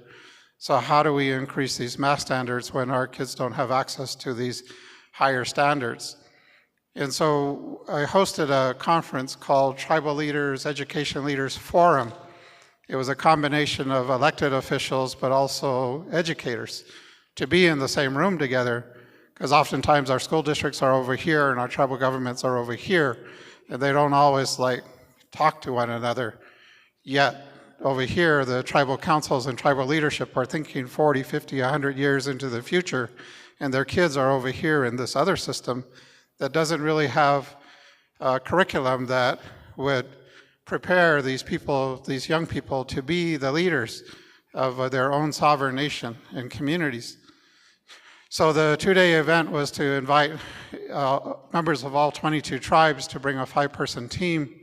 And we invited the tribal leaders and we told them, you invite your educators, but also think about bringing your police chief or your social services director or your healthcare director, because what happens to our kids in school isn't just what happens in the classroom, it happens within the community. It happens outside of the classroom that oftentimes impacts their ability to succeed in both good ways and bad ways. And so I invited Monty to be the keynote for the second day, and I asked him to be inspirational, knowing that he could be, that these groups, much like the gathering here today, we had them in different sessions around language and culture and juvenile justice and a whole variety of topics on what, if we were to blow up the education system and start over from scratch, what would that look like for us? And so Monty came well prepared. He was at that time in Washington, D.C. with the BIE, and he flew out and he came in late the night before, and he came in the morning all ready to go. And he had this very wonderful speech about sovereignopolis, this concept of sovereignopolis, that if we were to reinvent how we teach our children to become good people, good citizens, is that it's education sovereignty. It's how do we envision sovereignopolis? What would it look like to find that optimal state that Diné College is pursuing, that NTU is pursuing, that our tribal colleges are pursuing, so that between our higher education and our K-12 system and our early childhood system, that we have a way that's fully reflective of who we are, but also that ability to connect to the outside, because we have to be competitive on the outside as well. So he described this idea of the swinging door, that there should be the swinging door, that we can be in the outside world, we could be in the corporate world, or we could be in a congressional office and be articulate about what our needs are in that world, but in a way that is reflective of this other world that we also live in, that we also have to be articulate in our traditional teachings, in our languages, and our understandings, that we maintain that strength with what was passed down to us from generation to generation, but that we also have that ability to step into this world and be able to be just as strong and just as fierce and be able to articulate what our needs are. So, Monty did a wonderful job of really kind of helping to set the tone for those leaders that were in the room to think about, we're asking you, we're telling you, figure it out. That's your job, that's your responsibility. And sometimes education isn't always the highest item on the agenda, but it's the one that's most important to our communities, that education is our great equalizer. So if we were to think differently, let's not get caught up on what the school board agenda looks like, or what is the Department of Education and that grant say that we need to do, but for ourselves, what's most important and how do we pursue that? So it just, I really enjoyed having those kinds of conversations and discussions with Monty, with Dr. Roessel, because we both understood not only why that's important, but how that got handed down to us, how that got passed down from our parents, and how it's our job and our responsibility to hand that on to the next generation. So, I'm honored to be here again to just speak of the time that we got to work together and to know the vision that Monty had, and the ability for us to extend the resources of Arizona State. We recognize, as Dr. Brayboy would say, that these institutions of higher ed that are not tribal colleges were not made for us. And so we have to carve out our own piece within these big universities, but we know that tribal colleges were made for us. So what degree can we help support that work? So, from Arizona State, being able to not only work with the first tribal college, but also to help start the last, or at least the most recent tribal college with San Carlos Apache College, and working with TOCC, and working with Navajo Tech, and being able to work with Dr. Guy, who were a sub-grantee on some NSF projects around advanced manufacturing, workforce development. And so to be able to lend the resources that we have, that Peterson Zaw had that vision for Arizona State as the first special advisor, is how do we leverage, these institutions to support our tribal nations and communities. So I'm just honored again to be here. In closing, I have two things. One, to the family, to the children, to recognize that there are a lot of speakers here today that have, great stories, but also of the wisdom, that, your father, grandfather is passing along, and that even with my own parents, there were things that were said that I heard, but I didn't understand until later in life. That my dad used to tell me things and I didn't really pay attention to it, but then 20, 30 years later, it's like, oh, okay, that's what he was talking about. That's what he meant. And those things start to come alive. So just know that as you go through this experience, that the other is that the best way to honor someone's legacy is whatever that is that you thought that they were most gifted at, whether it was their courage, or their wisdom, or their audacity to do things, is take that and make it your own. That the best way to honor that is to carry on that legacy, because that was passed down to them, and it's a gift. So it's a gift that you should keep that, and keep that spirit going in terms of what was the spirit of Dr. Monty Roessel. And in closing, sometimes we have to really reflect on the words of those that are the ones with whom we celebrate. And just in closing, I was trying to think of something of the many words, the many stories, that Monty offered as a very eloquent writer, author, speaker, gatherer, facilitator, challenger. He challenged us to get those agreements done, and you're like, okay, Monty, we'll get it done when we get it done. He's like, no, we need it now.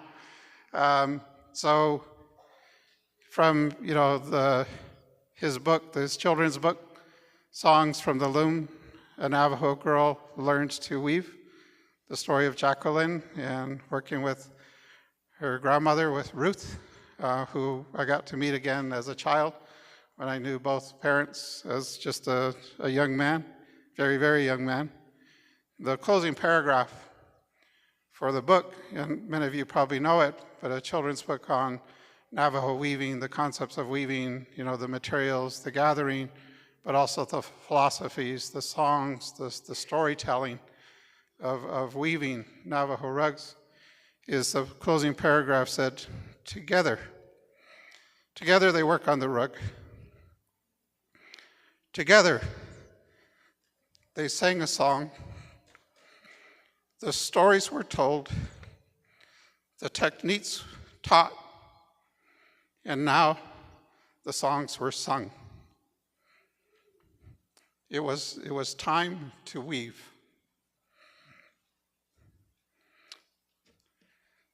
So as we think about that, just in terms of a metaphor, is that it's time to weave. It's time for those of us here in the room and for the next generation to carry on that idea, those concepts of indigenous sovereignty. So time to get to work. Thank you.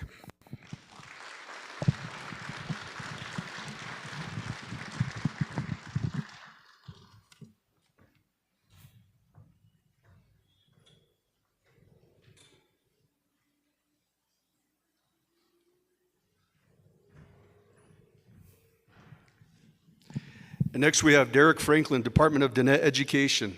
Mr. Franklin is from Twin Lakes, New Mexico, and currently works at the Navajo Nation Department of Diné Education.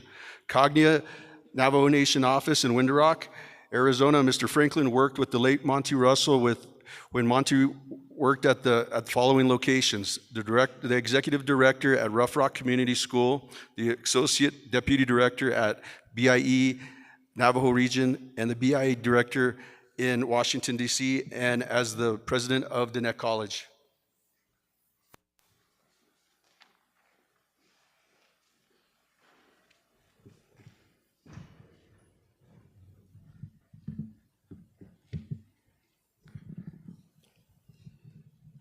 Gotta make sure it's still morning so I can say Yat e Bene. She ya Derek Franklin Yinjia. Kia ani nslom na kaida na bashis chin. Twidich ini e dasha chenana oge e dasha nala. Bahas isi ada nasha. Belaganic echigo e ya Twin Lakes walia. Kade yande tsebagaho zande. Department of Diné Education, a banashnish. Cognia, school accreditation, a kolia. So I want to start out, I guess, this talk by, it's really hard to talk about somebody who has already passed. I've known Monty for a long time. The way I want to start out this speech or this honoring service is students first. I want to start by saying that, students first. And the reason why I say that was because Monty always put students first. And everything when we worked on any project, any discussion, he would always say, how would this affect students? How can we build education for our students? How can we make it stronger? Those were always the driving points of our discussion at the Department of Diné Education.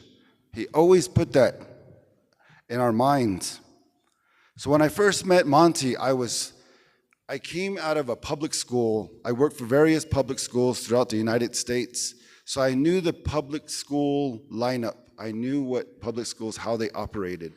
And when I came to the Department of Diné Education, Dee McCary brought me to the Department of Diné Education. When I moved back home, she said, "You need to come work for Dodie." And I had worked with Dee McCary throughout my college career as a college intern. So when she brought me here, they started me at various offices, and I ended up at the Office of Diné Accountability and Compliance, where we really had to monitor schools to ensure that they followed federal, state, and tribal law. And at that time, Monty was working at Rough Rock Community School as the executive director. And one time I was told to go out there, and I met Monty for the very first time. He was very intimidating, let me tell you. He spoke very clear and strong. And when we talked to him about what's required for reauthorization, he really challenged me, as he knew I was a beginner. He knew that I was freshly out from a public school. But he didn't take advantage of that. He taught me these are the federal laws that are in place. These are things that you need to learn in order to promote compliance. And I always remember that when I first met him. But he would always challenge us during reauthorization, what we call reauthorization for our tribally controlled schools. Then later on, after that, Monty became the Associate Deputy Director for Navajo region. And we worked with him in different capacities. I remember always seeing Monty with Andrew Taw. Andrew Taw was the superintendent, and they were always together. They were always communicating in their offices. And I would walk by, and I would look through the window, and I would see them communicating.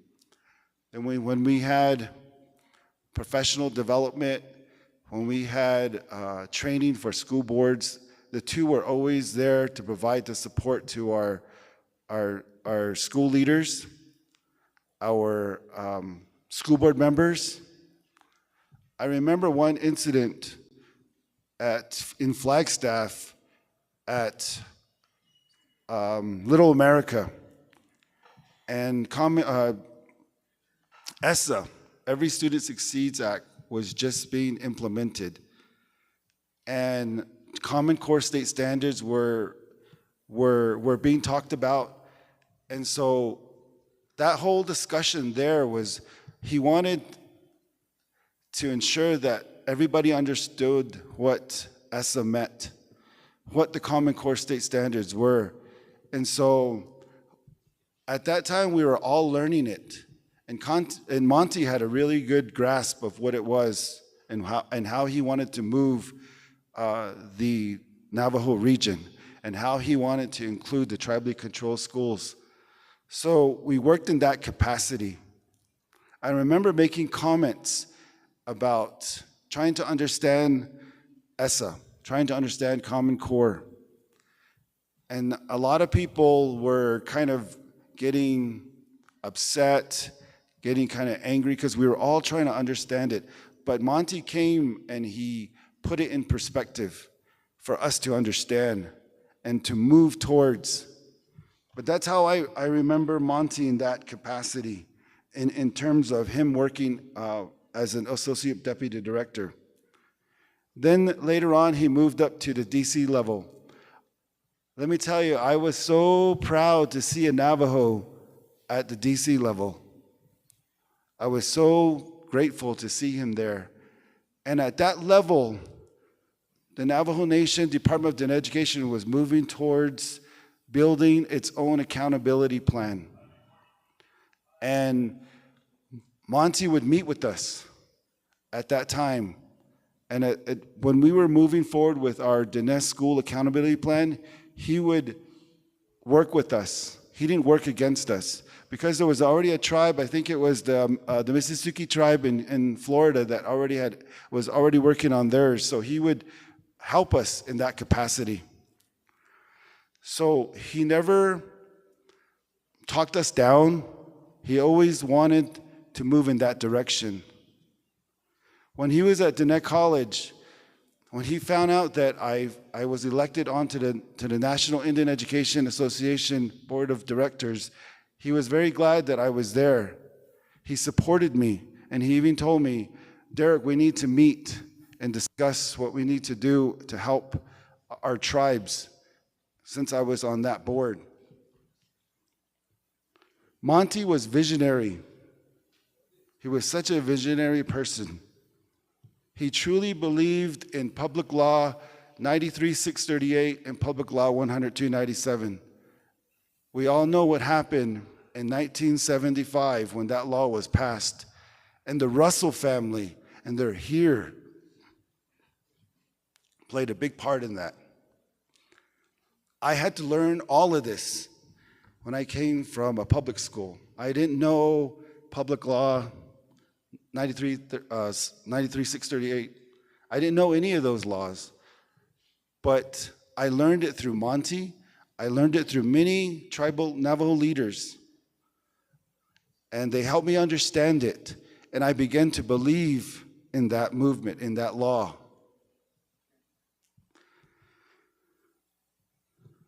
I always remembered Monty wanting to really elevate the Navajo Department of Education.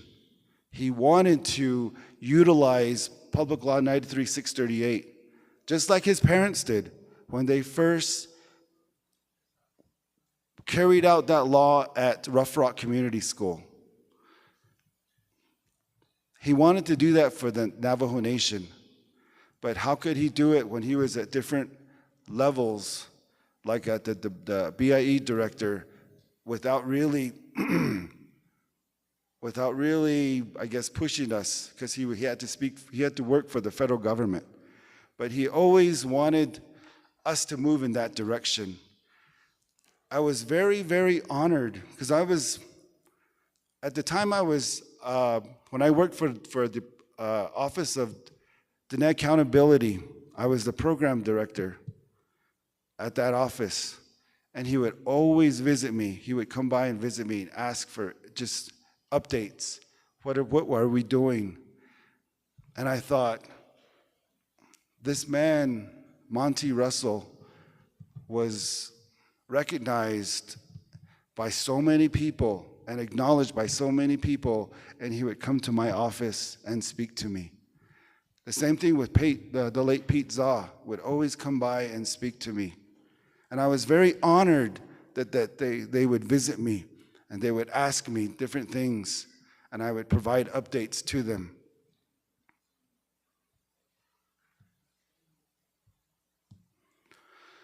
So I truly believe that we need to follow his vision to continue to lift the Department of Education, Navajo Nation, to become a bigger entity, to possibly become a state education agency. I think that was his vision. I know that was Pete Tsaile's mission. And I think that as long as we continue to drive this movement with what he stood for, which was students first, I think we can continue to move in that direction. So in closing, I want to say students first. And it's a pleasure to finally meet Monty's siblings, as well as his children. I've never met you before, but it's great to see you. And I've always, one more other thing I want to share, and I kind of skipped it over in my notes, is that when I was on the NIA board, I would sit in the room where the Senate Committee on Indian Affairs used to conduct their meetings. And I would sit there and I would look around and I would think, this is where that law started. This is where the Roessels came and sat. This is where Monty testified. This is where all our great leaders testified to get to implement, to for the approval of Public Law 93-638 and Public Law 100-297. It was such an honor for me to be there. It is an honor for me to have worked with Monty, and I will always cherish those moments. Yeah, thank you.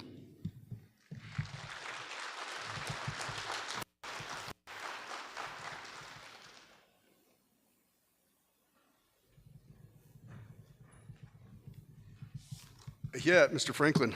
Next we have Bo Lewis. Bo Lewis is the Vice President of Finance and Administration here at the college. She also oversees human resources, finance, information technology, operations and maintenance, and security.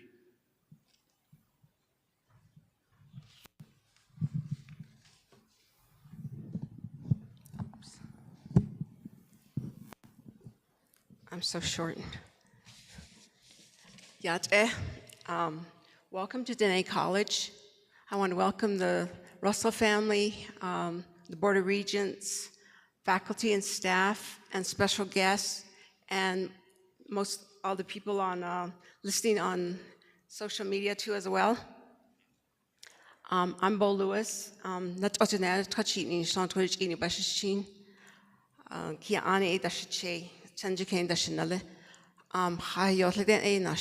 It's near Tisto.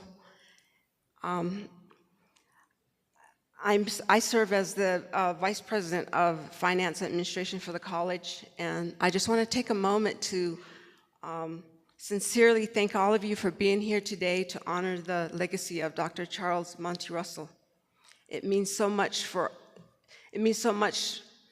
to gather together and reflect on a remarkable impact he had on all of us and this institution. I started about a year before Monty was hired here, so I had the privilege of working with him for 7 years. And Monty was a unique person to work with. Most of you probably had a different version of him, but when he was here, he was a very soft-spoken guy, but he was very firm in his resolve to get things done, and he always had a sense of urgency. He was the kind of leader who gave us the freedom to grow, explore new ideas, contribute meaningfully to the vision of this institution. Under his leadership, this college didn't just remain, it thrived and it evolved.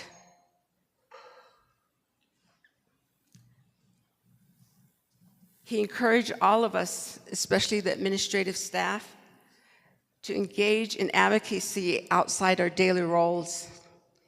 He pushed us to step out of our comfort zone and develop our leadership capacity.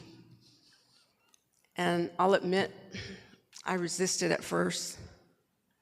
I kept telling him, "You're the face of the college. You do this job better than all of us."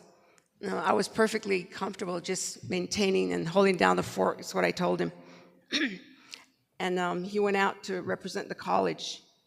But after a couple of years, with his patient encouragement, I started venturing out and I started advocating for the college in new ways, forming partnership for research, participating in broadband expansion efforts, engaging in workforce development, and carbon-free initiatives.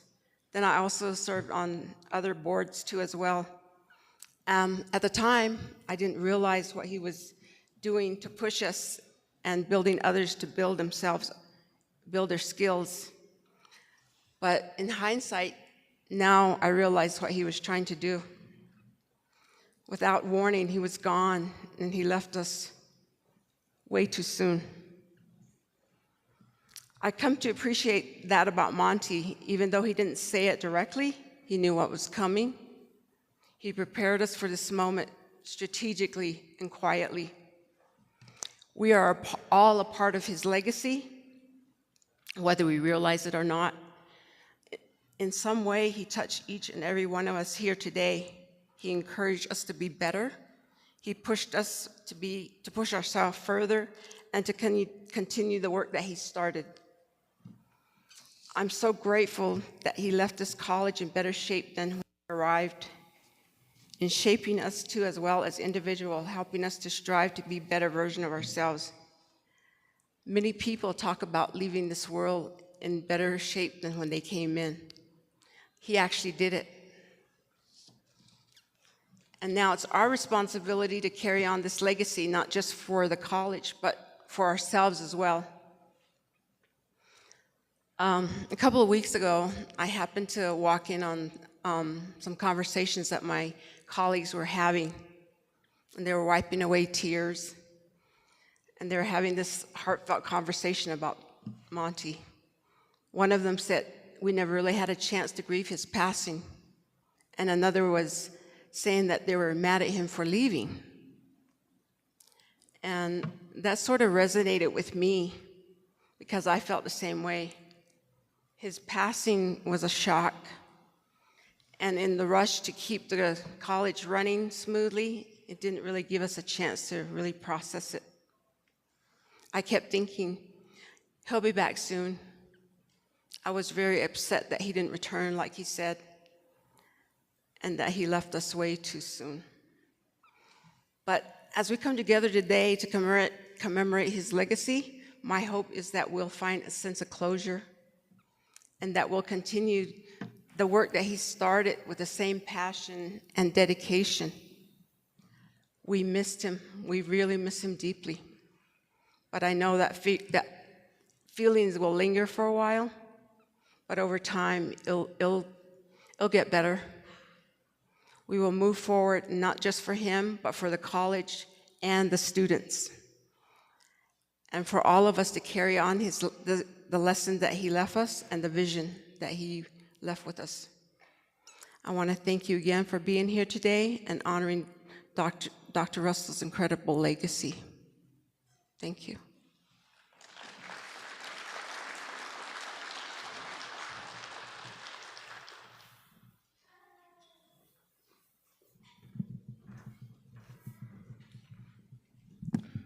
From the 25th Navajo Nation Council, Speaker, Honorable Madam Crystalline Curley.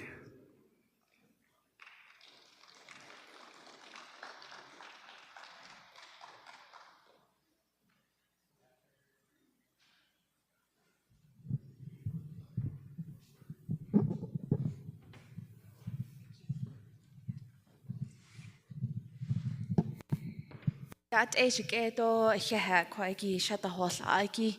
Ado she a such a national. Ado to head lini a bushes chin. Kian ani da she che do just got kian ani a nulle. What a mato a son national. Ado anle hana ado so halne holy head a is a ate nasha. Tsalana do tsatlake do pistot legion deshkish ade eko a shiaho a ko.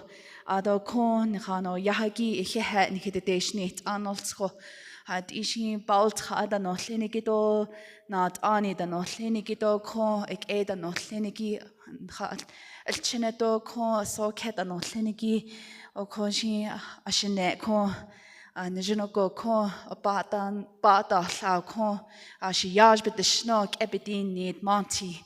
I never really knew Monty or Charles. You know, it's so foreign for me to say Charles. I think many of us are here today saying Charles is kind of awkward. Shiyaj Monty b'dishno. And actually, I'm joined here by my colleague as well, Vice Chair Casey Ellen Johnson. And one fact about both of us is we started our professional journey from Diné College. And it's good to be back. Ado nijinoko e ko nijinoko Diné College e ban shishnish. Ado Shamada, Dr. Fowler, and Monty all served as mentors to myself. Ado Shanalito, Mr. Avery Denny, e what bisindashnisho Allah anache ado beneshlo benache e bitada ohos di innahol yenigito kon at ani ilne aje e aje na antiniki benache e bohol ako hehe nigideshni. And it's really back to the foundation of many of us are the reason why we are here today. ado di uhot iho e nantla ado ajene nalto. And it's something that is a grieving, mourning process, but together we grieve and mourn as a family. And to the family, the children, the grandchildren, my prayers have been with you. And from the council as well. I know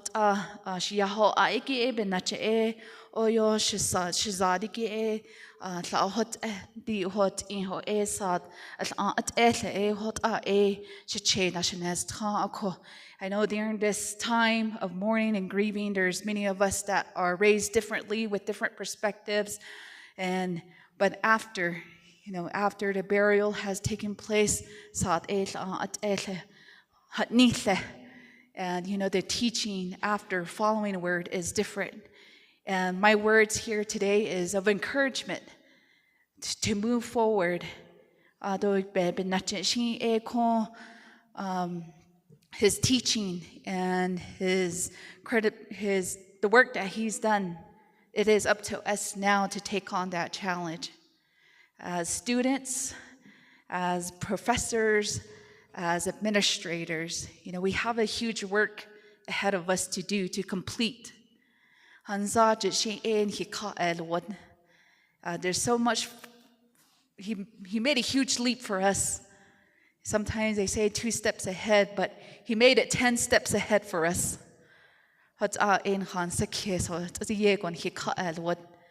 And now it is up to us as leadership, as friends, as family, as board members, as students. It's up to us to carry on those footsteps. And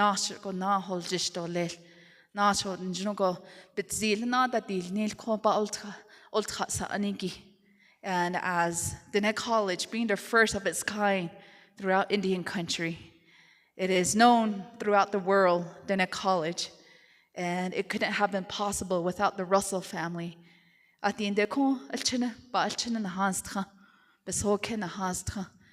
And we look up to you for that guidance on a direction where to go. You carry on those visions as a family, what you want to do at the local level, such as Rough Rock Community School, Diné College. You all have the tools, and I will be looking up to you to see where that vision is, or where the family wants to continue, the community that wants to continue for the path forward for Diné College. So stay strong. Together as a family, thinking ahead for our children. And as a mother, as a grandmother, there's something that we are just embedded for us to keep going, to push forward, not to give up. Take care of yourself, mentally, spiritually, physically, but my prayers are here with you, so I just wanted to leave with those short words of encouragement, just to continue to move forward.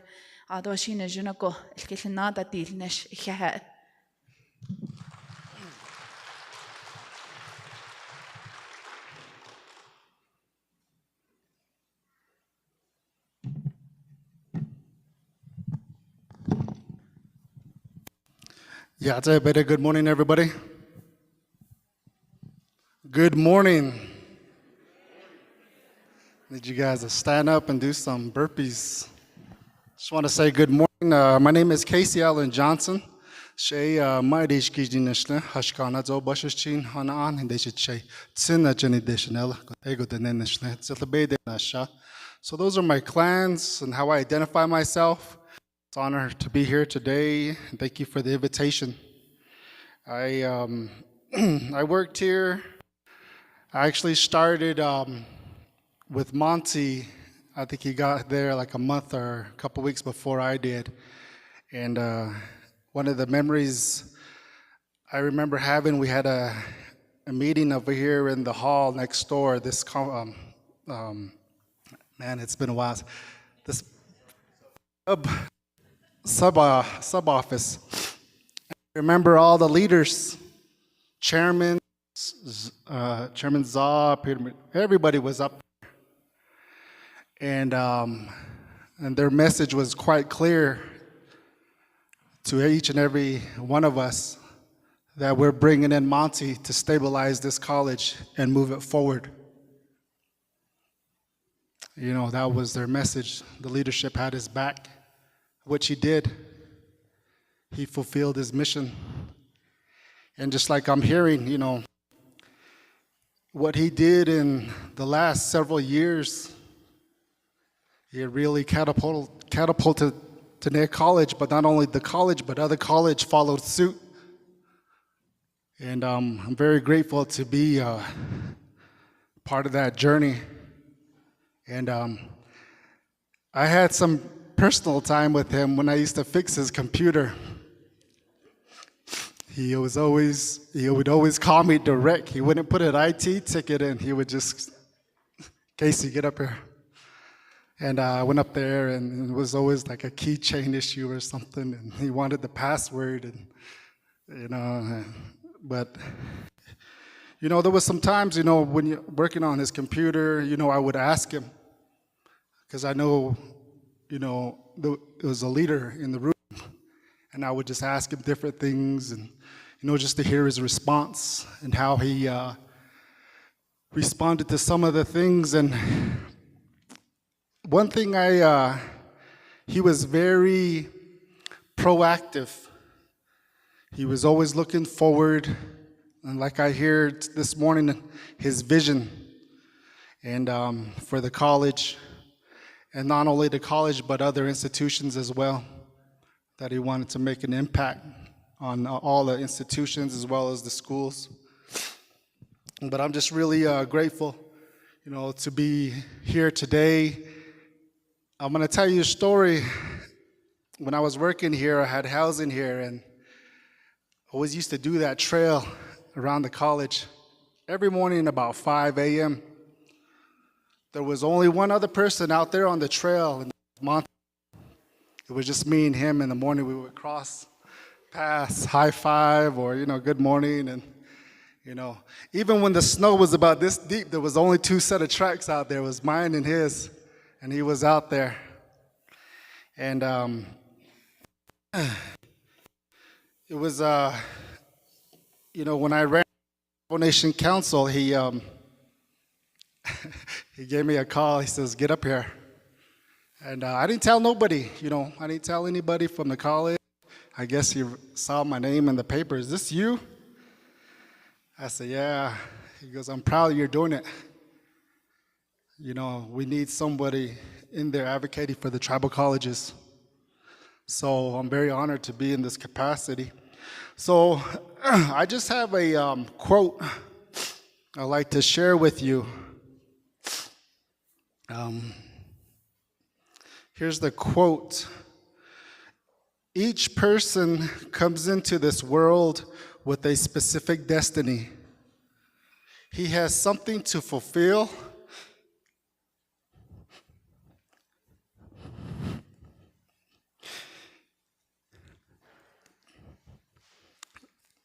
Some message has to be delivered.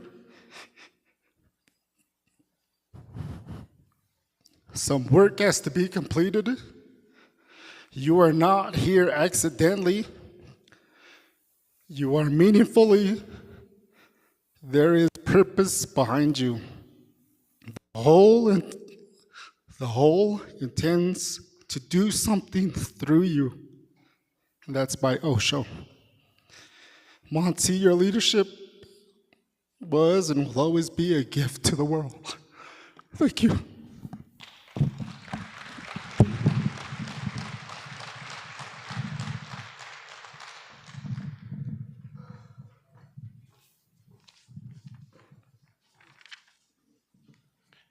Next, we have an acknowledgement of distinguished guests. We have New Mexico Representative Joseph Franklin Hernandez, representing District 1.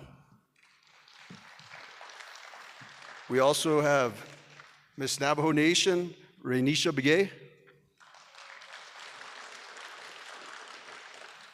And can I have all of the staff, faculty, students, Board of Regents of Diné College please stand and remain standing?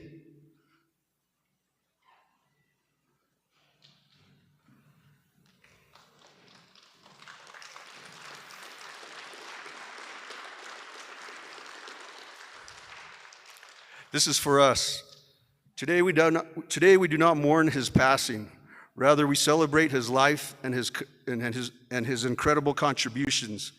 We honor him by continuing his work. We honor him by lifting up the next generation of Navajo scholars, by investing in our school, by protecting our language and our culture, and by believing, as he did, in the limitless potential of our people. Dr. Roessel once said that education is a tool to sovereignty. He believed that when we educate ourselves, strengthen our communities, our nations, and our futures, it is now our responsibility to carry on that belief, to ensure that his vision does not fade, but instead grows stronger with each new student, with each new graduate, and with each leader who rises from this very institution. From the administrative level, he would always tell us, especially when he got sick, I do not run this college, you all do. But you know what? That applies to all of us, including all the students. So thank you for being here today.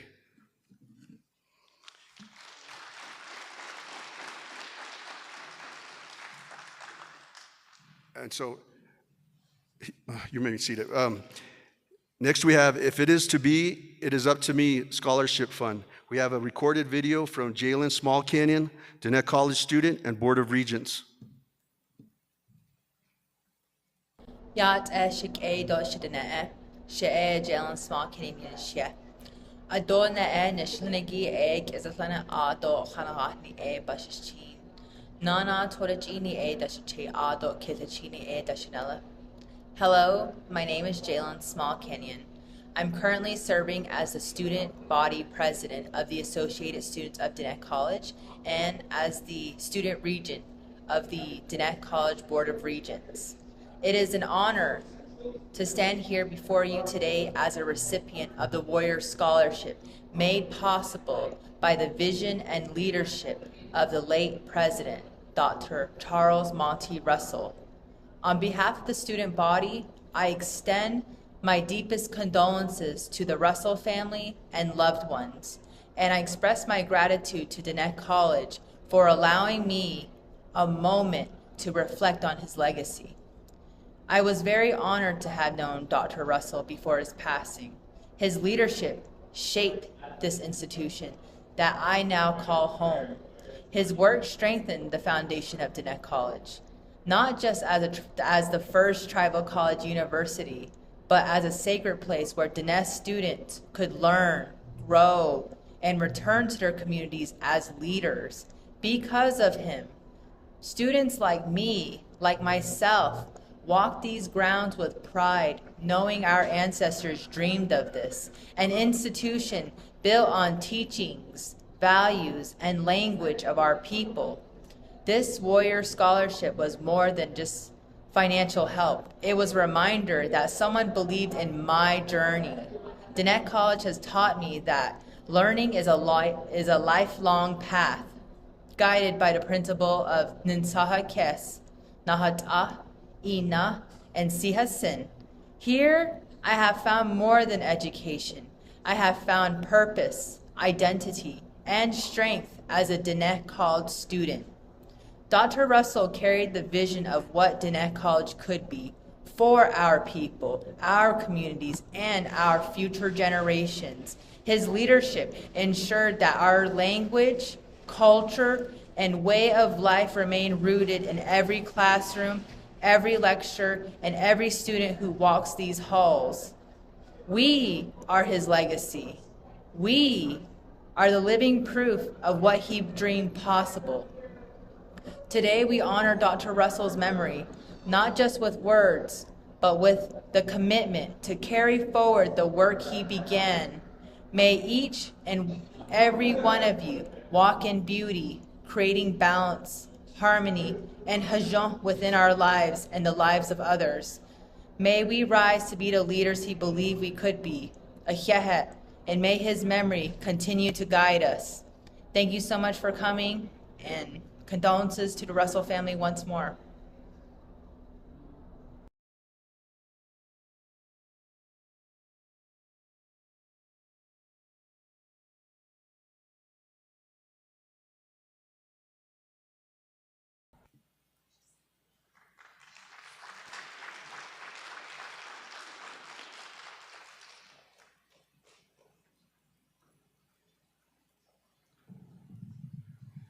Thank you, Jalen. We have a special request from Dr. Roessel. He was a deeply generous individual, and each year he contributed a portion of his salary to scholarships for students, especially students with needs. With the blessing of his children, we are honored to continue his tradition and establish the If It Is to Be, It's Up to Me scholarship. If you look on your tables, there are QR codes. So we also invite you to donate today and support our students, and thank you in advance for your generosity. But we also like to acknowledge Miss Emily Arvizo, Associate Director of Navajo BIE.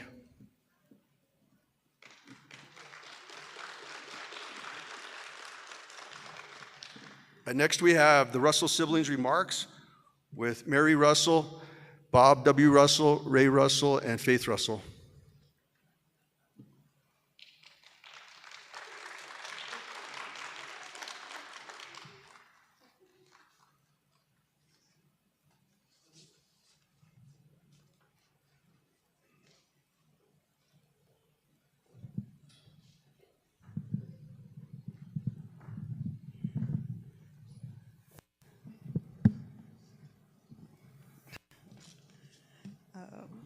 Yate, I think I'm going to have to carry it too. I'm pretty tall. Yate, shik'eh, do, shidene. I'm Mary Hasba Roessel, Inishye, Kia Ani Nishle, do Sina Jenny Bashichin, do Ashihi Dashache, do Bilagana Dashanala, Senakana de Nasha. As you know, my parents are the late Bob and Ruth Roessel. I'm going to speak on behalf of Monty's siblings, and I'd like to know that Bob and Ray are up here with me. Faith was not able to attend, but I would also like to acknowledge their spouses, Bob's wife, Michelle, and Raymond's spouse, Lorinda, who are both here. And my husband, Joe Neidhart, and Hayden, our son. And I believe our daughter, Nicole, is listening in from Victoria, so thank goodness it's on Facebook.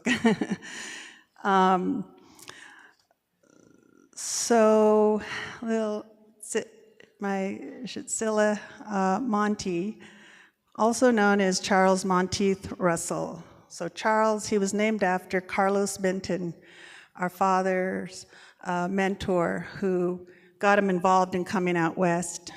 And his middle name was really Monteith, which is our Scottish clan from our father's side. And he was also named Sitting Bull. He was a beautiful, generous soul and exuded love and curiosity with whatever he was involved in. He was a middle child, but still shone brightly, and didn't get lost in our boisterous family of 5 kids. Our dad called us 5 kids the bunnies. Dad had a thing about bunnies and rabbits, calling his illustrious baseball team in Round Rock the Round Rock Rabbits, as some of you know. But we did always remain our dad's bunnies growing up, and I cherished that name. So some childhood memories that I cherish of Monty, I'll share with you today.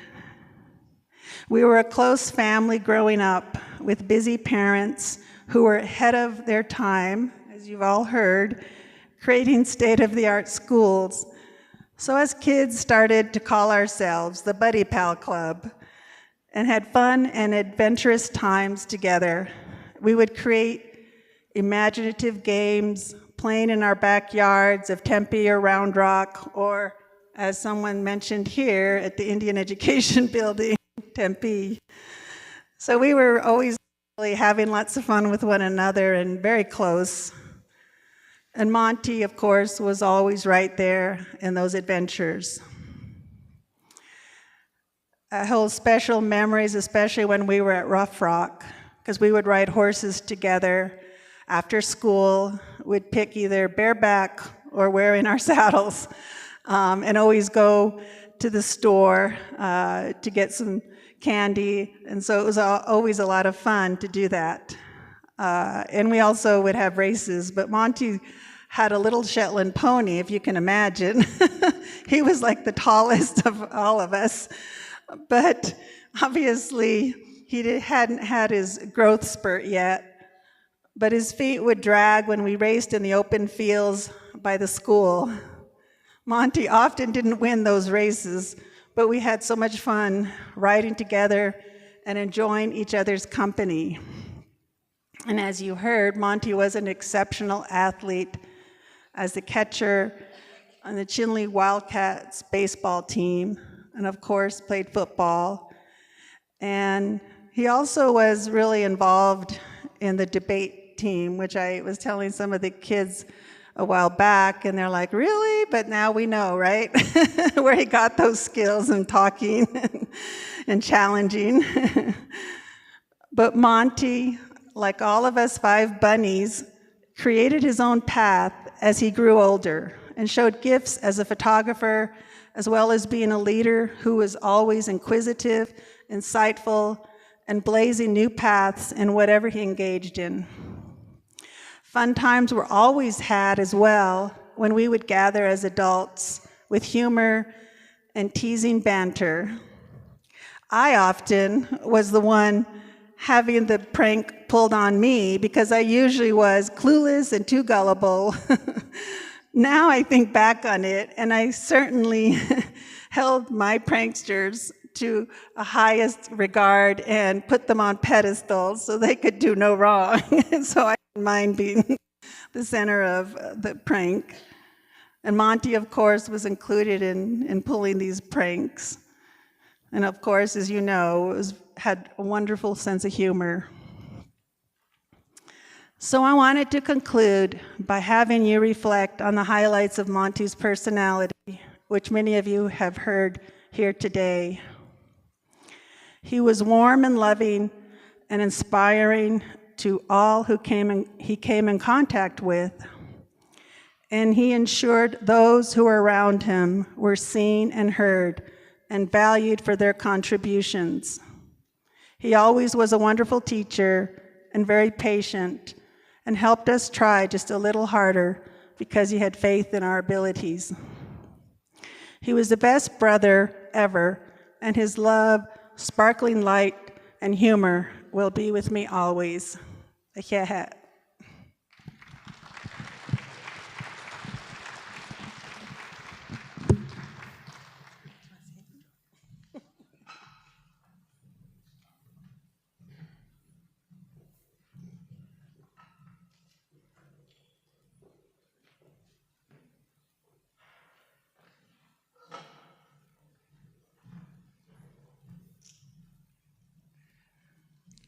Next, we have a message from the Roessel children.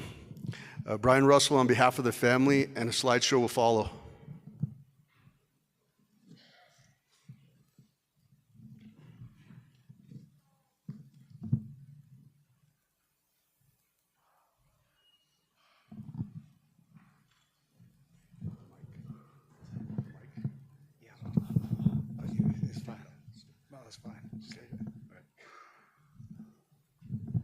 I'm Brian Roessel.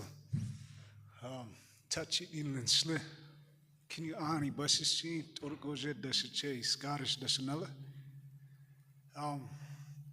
What can I say about my father that hasn't already been said? I mean, it's amazing hearing these stories from all of you. It's just, I think I got something though.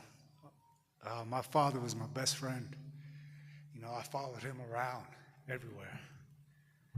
He taught me about photography. Taught me how to write. You know, he had a way with words. He was a man of facts, sticking to your convictions. And he was an amazing photographer. You know, he would always say, you know, a picture, there's a saying, a picture can say 1,000 words. but the right words can, paint a masterpiece.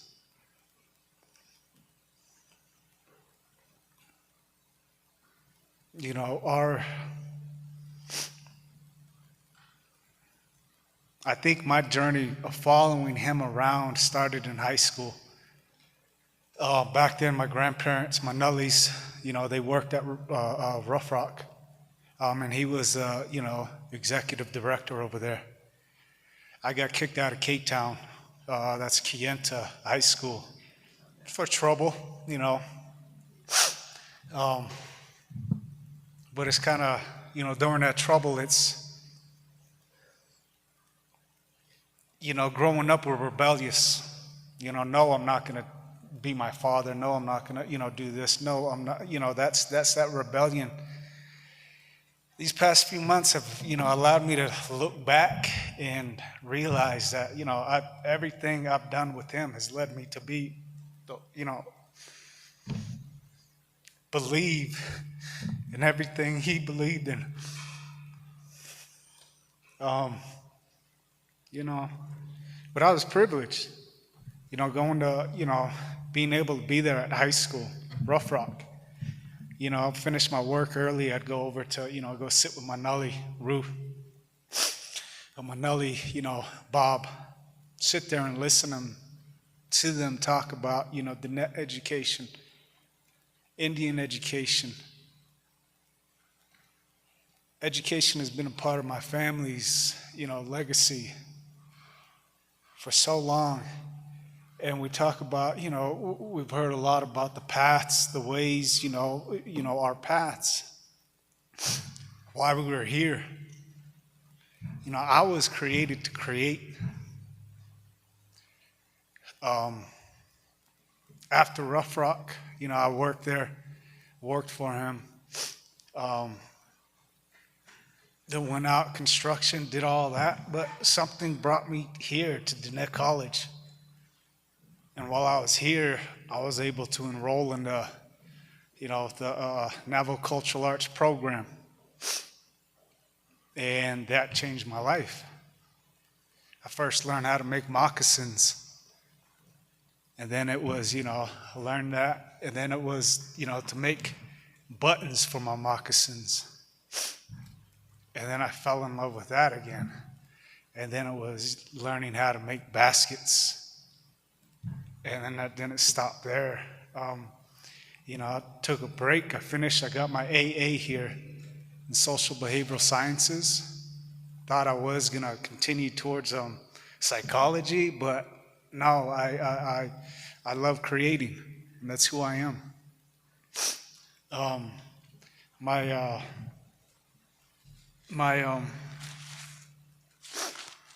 After that, I learned how to weave. So this place holds a special, memory for me.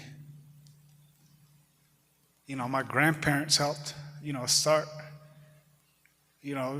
Rough Rock, all of that. And then here I am here today at a college. They had a hand in helping, and it was for the future. My father was, his life's mission and passion was, Indian education.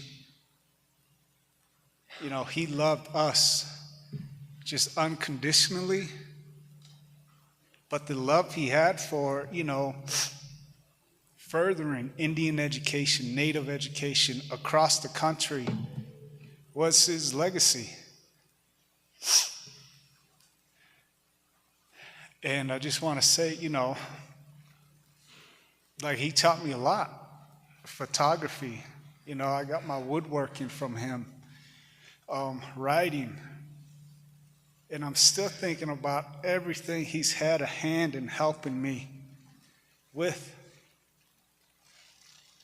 It's great hearing all these stories. It's really great because it, kind of humanizes him for me. You got this giant, this legacy. The same thing with my grandparents. Just seeing what, their vision. And that was the vision of our ancestors. That was everything that's why we came back here. That's why we are here. This college is a testament to what, Indian education can be and should be across the whole nation. The conversations I've had with many of you, here is, feeling lost. Like where to go forward, how to move forward. Same place I'm at, my family's at, we're all there. But if today is any reminder that if you spent any time with him, you know how to move forward. You know what the next steps are. If you listened, paid attention, and were there, and heard the way his mind worked, he took complex, problems and broke them down in a way that just made sense and clicked, and everybody could jump on board, and that train started rolling and moving. And this means a lot. Today means a lot to me. So for everyone, who shared, the wonderful and great memories of my father, thank you. From, my family, we all say thank you. My mom,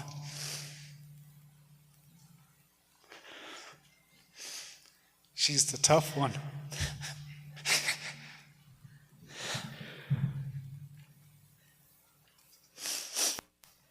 But, one of the greatest things is, one of his favorite quotes was, speak softly, carry a big stick.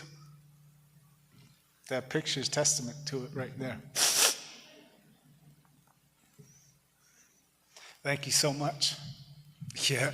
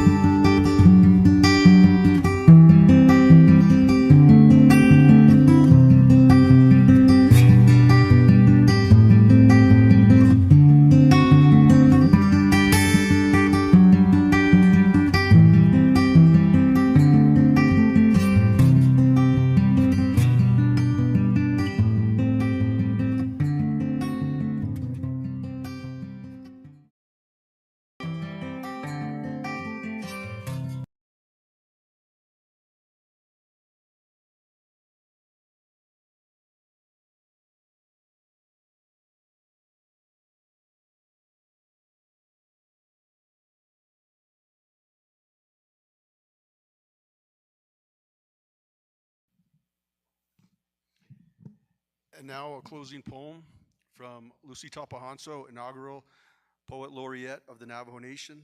Lucy Tapahanso is a Professor Emerita of English Literature, University of New Mexico. The late Dr. Roessel and Lucy were friends during his time as a photographer.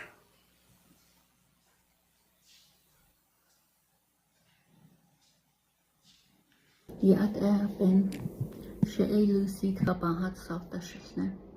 Twodik Ojan Schledo, Twodik eating Bashichin, Dash cheating the Shiche dog, and the cheating the Chanale. Not Ani Nese Yasinasha. O could out net some Schle. I'm sorry I can't be with all of you this morning. I know that you share my sorrow about Monty Russell's passing. As the Diné, we are guided throughout life by various sayings such as Ne'eschina Njonago Bichi Yanstki or Ne'eschina Hojo Bichi Yanstki. Talk to your children in a careful and gentle manner. Children who are spoken to in this way and taught in this way learn what it means to walk in beauty. This adage shows the way that Ruth and Bob Russell raised their children. We are here on this campus, college campus, because of their foresight and their love for the Diné people. Now we see the same qualities they had, such as leadership, community service, and generosity in their children and grandchildren. I first met Monty when he invited me to writers camp for high school students in Rough Rock. I had left Tucson that long ago morning, filled with sorrow and heartbreak. So it was fine that it was just me and my truck. The empty open spaces alongside the freeway slid by soundlessly. A few hours later, I turned toward the res, and the smooth, huge rocks beside the roads to Rough Rock reminded me that I was in my homeland again.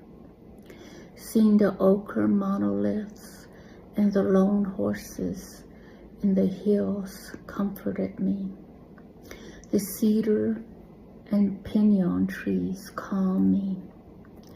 At the camp, Monty interacted with the students in a quiet manner.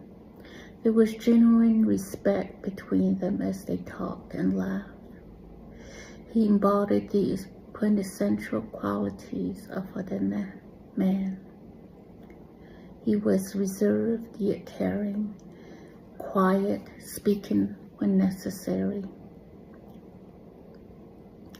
When he worked at Rough Rock, his assistant, whose name I can't remember, would greet him in the morning by saying, instead of good morning. It was funny because he said he felt intense pressure.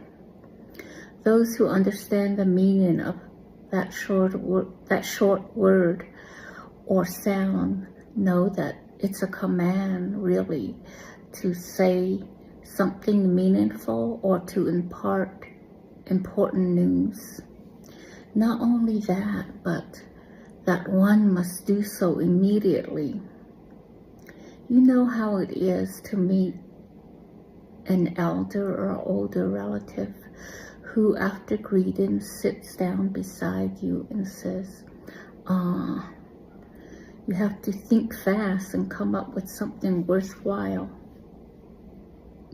One year during the Shiprock Fair, he took PR pictures of me at the Shiprock Pinnacle and then had me pose on the sidewalk near the fairgrounds. The sun was going down and there was still a lot of traffic. I remember friends and relatives were driving by and honking their horns, saying, "Hey, how come you're standing around all dressed up? They couldn't see Monty or his camera, so it did look a bit odd. The pictures taken at Shiprock were later, later appeared in New Mexico Magazine. And then he took pictures at my father's birthday dinner, which also appeared in the same magazine. And much later, he and his daughter Jackie came to Roe, where I taught one summer at the Navajo Preparatory School. He and Jackie worked well together, rarely having to discuss details. Although he took many pictures and traveled long distances, he didn't charge for the PR shots, which was unusual. He was just his usual quiet self, lugging around his equipment and scouting out favorable locations. He was so generous and helped so many of us by putting his talents to use. This morning, we bid farewell to Monty Russell, our friend, relative, educator, and leader. It's appropriate that we gather here in Tsaile, where he spent many years. We are also surrounded here by Tsaile, the mountains that exemplify strength. We know that the word Tsaile is derived from the word Tsaile, meaning strength. May we too, as Monty did, represent the strength and endurance of this beautiful landscape we call home. We offer prayers for his children, grandchildren, and family. We pray that they find comfort in remembering his smile, laughter, gentle guidance, and sense of humor.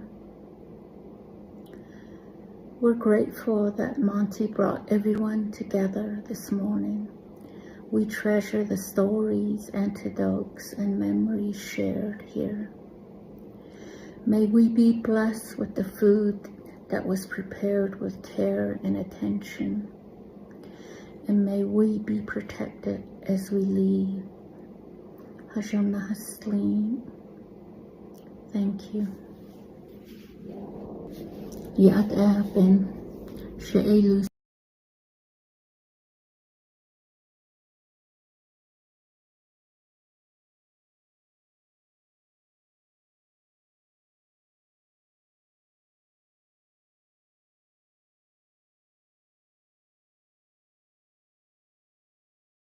Lucy Tapahanso. Now the closing prayer, Dr. Avery Denny, a Tsaile professor at Diné College.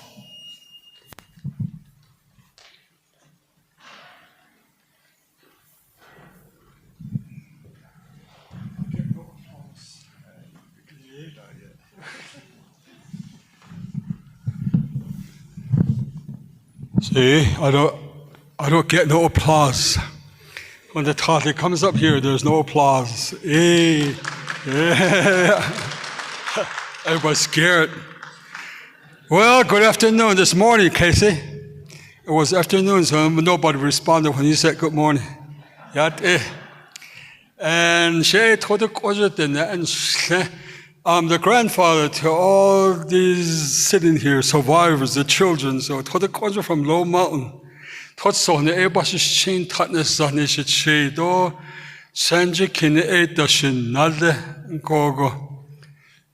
And talk about education, Indian education, curriculum. Really? You want to know a secret? It started in Low Mountain, right? Really? Yeah. Where I come from. And it started with Ellen D. Yazzie, right? Then later, Low Mountain. That was my father's older brother. My father's name was William Denny Sr. My mother too. So Ellen D. Yazzie was married over here at Wheatfield. So-called bilingual education started from Low Mountain. That's really is. Navajo Division of Education really started from Low Mountain with Ellen Yazi, Guy Gorman, and the late Net Hatali. 3. So these two were in the Winter Rock, and Net Hatali was over here. But Bob Roessel was the first president of Navajo Community College. So when it was brought over here, then Net Hatali went in there. So, and Ruth Roessel was a sister to my father. So she was my aunt. And they used to go to my home and we used to butcher for them. Like that, you know, like, and they used to associate it. And a lot of these recordings that Ruth recorded on audio is probably somewhere in the archive somewhere, so it's still over there somewhere. So if you're going to dig it out, that my father and my mother and the stories were shared on that audio, on tape, cassette tape, or reel to reel. So it was started from there. So it sort of like family to you, all of you. So it didn't really start at Round Rock. It started in Low Mountain. So that's true, yeah, absolutely true. And then it was taken to Rough Rock, yes. And then on to mini farms, and then over here. So out of from here, it rooted to all the small colleges, tribal colleges throughout the United States. So that's how you say it's the legacy of education, Indian education. Although talk about sovereignty, our own language to speak and learn to do that. And I visit with my uncle, Charles Monty Russell, speak with him, talk with him. And used to talk about culture, ceremony, knowledge, and all of that. So they asked me questions, shared with him some of the things that I know. And we've worked together many times like that. So I miss him. And thank you for sharing your father. Thank you for sharing your brother over here. He was a great man, I tell you. And one of the things that he told me, he said, I have a lot of confidence. Really? He said, I have confidence. I'm determined. He said, I have confidence. I know what confidence is. I have it. He said that. And the reason why he said that was I put him down. He said, he was in his blue jeans when I first saw him on campus. So, who are you? And I didn't really know who he was because I didn't recognize him. And he had a Wrangler pants on and sheep herder shirt on, and he was standing in the sup in there and talking. And then he said, I'm just looking around here, checking things out, he said. So then he said, I asked him, what you know, or something like that. He said, I'm Dr. Monty Russell, he said. Oh, really? Are you PhD? He said, yeah. Over there in Indian country, over there on Low Mountain, they say that the more you go to school, the dumber you get, is what they say over there, I said. And then he said, that's what my father says all the time. So then we got buddies. Became my uncle. And the next day, it was the first day of his job. And here he was the president. And here on his opening announcement, he said, that man right there, he pointed to me and said, every day I saw him yesterday, and he told me something very intelligent, he said. So that's how we got acquainted, and that's how I know him. So, and I did graduation to lead the students in for over 35 years. I did it for all the previous presidents that were here. And a lot of them, they're not here no more too, also. Real great professors, knowledge holder, teachers, philosophers, educators that were here too, and I let them into the graduation. But right before the graduation, Dr. Roessel would have a notepad, and he would go around and talk to the students, the graduating students. And he would kind of like ask them questions: what you learn, what do you feel, what did you learn, and what's your goal, and where are you going to be, and where are you going to be higher, what you're going to do. And he would collect all those notes like flashcards. And he was very honored when he got to the podium to talk about that. And so-and-so's name, and mention names, and talk about their thoughts, talk about their ambitions and their goals like that. So he was that kind of a man, student first. Number one, student first. And let's say that if he was here to have something like a gathering,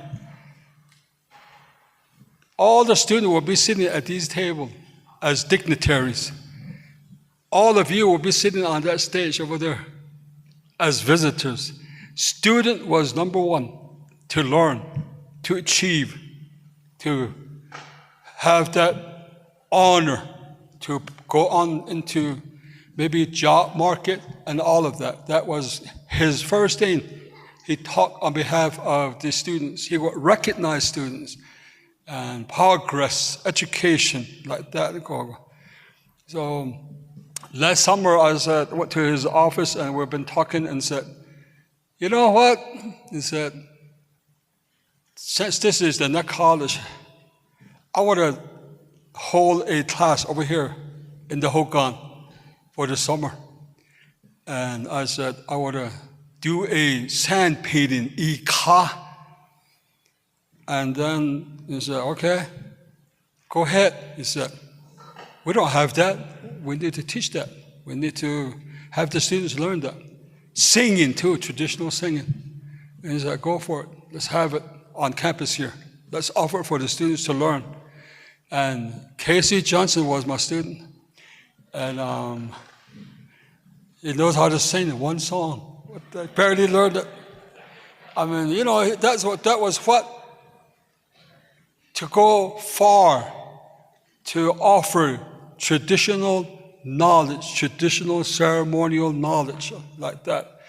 And then in the summer last year, he paid lunch to all the students that were taking that class to go to the cafeteria and just sign in for 6 days of class. And we all went down there and we ate for free, but he paid for it out of his own budget. And he said, what else did you need? What else do you need? And that was the way he is, that's the way he was. And right now he's not here. And sorry to say that he's not here physically, but his spirit, his thought, his vision is still here. That education that started at Low Mountain is still here today. We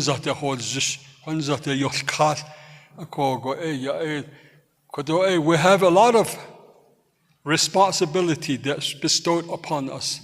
The vision is still there, and then the mission to educate the students is still here, what we need to do. The philosophy is still here. Did you know that a lot of you writers, Navajo philosophy writers, is the wellness of the Navajo people?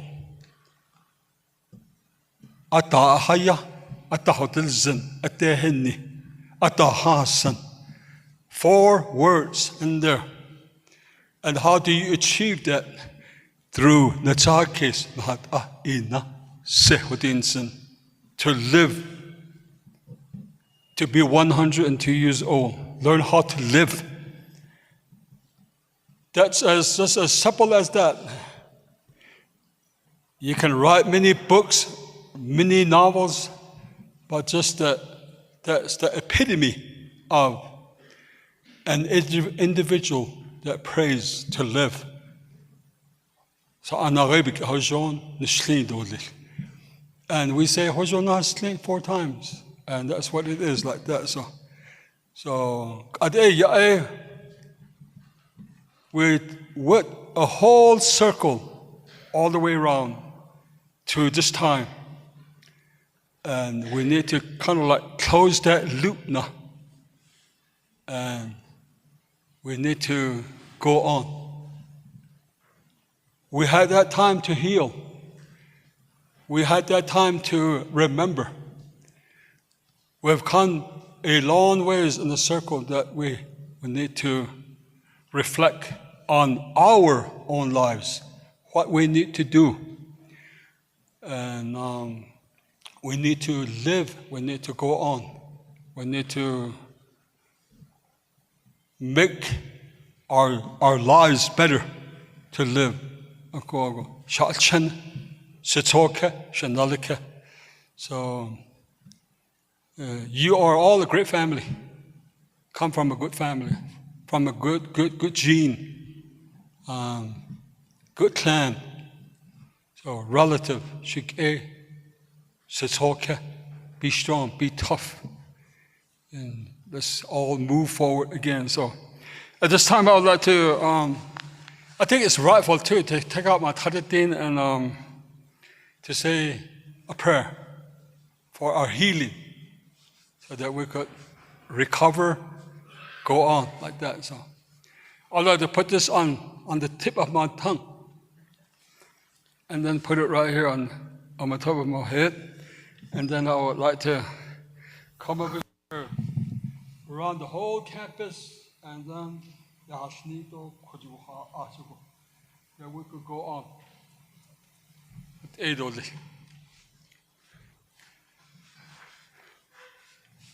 Here, Nagasabakai. Hey.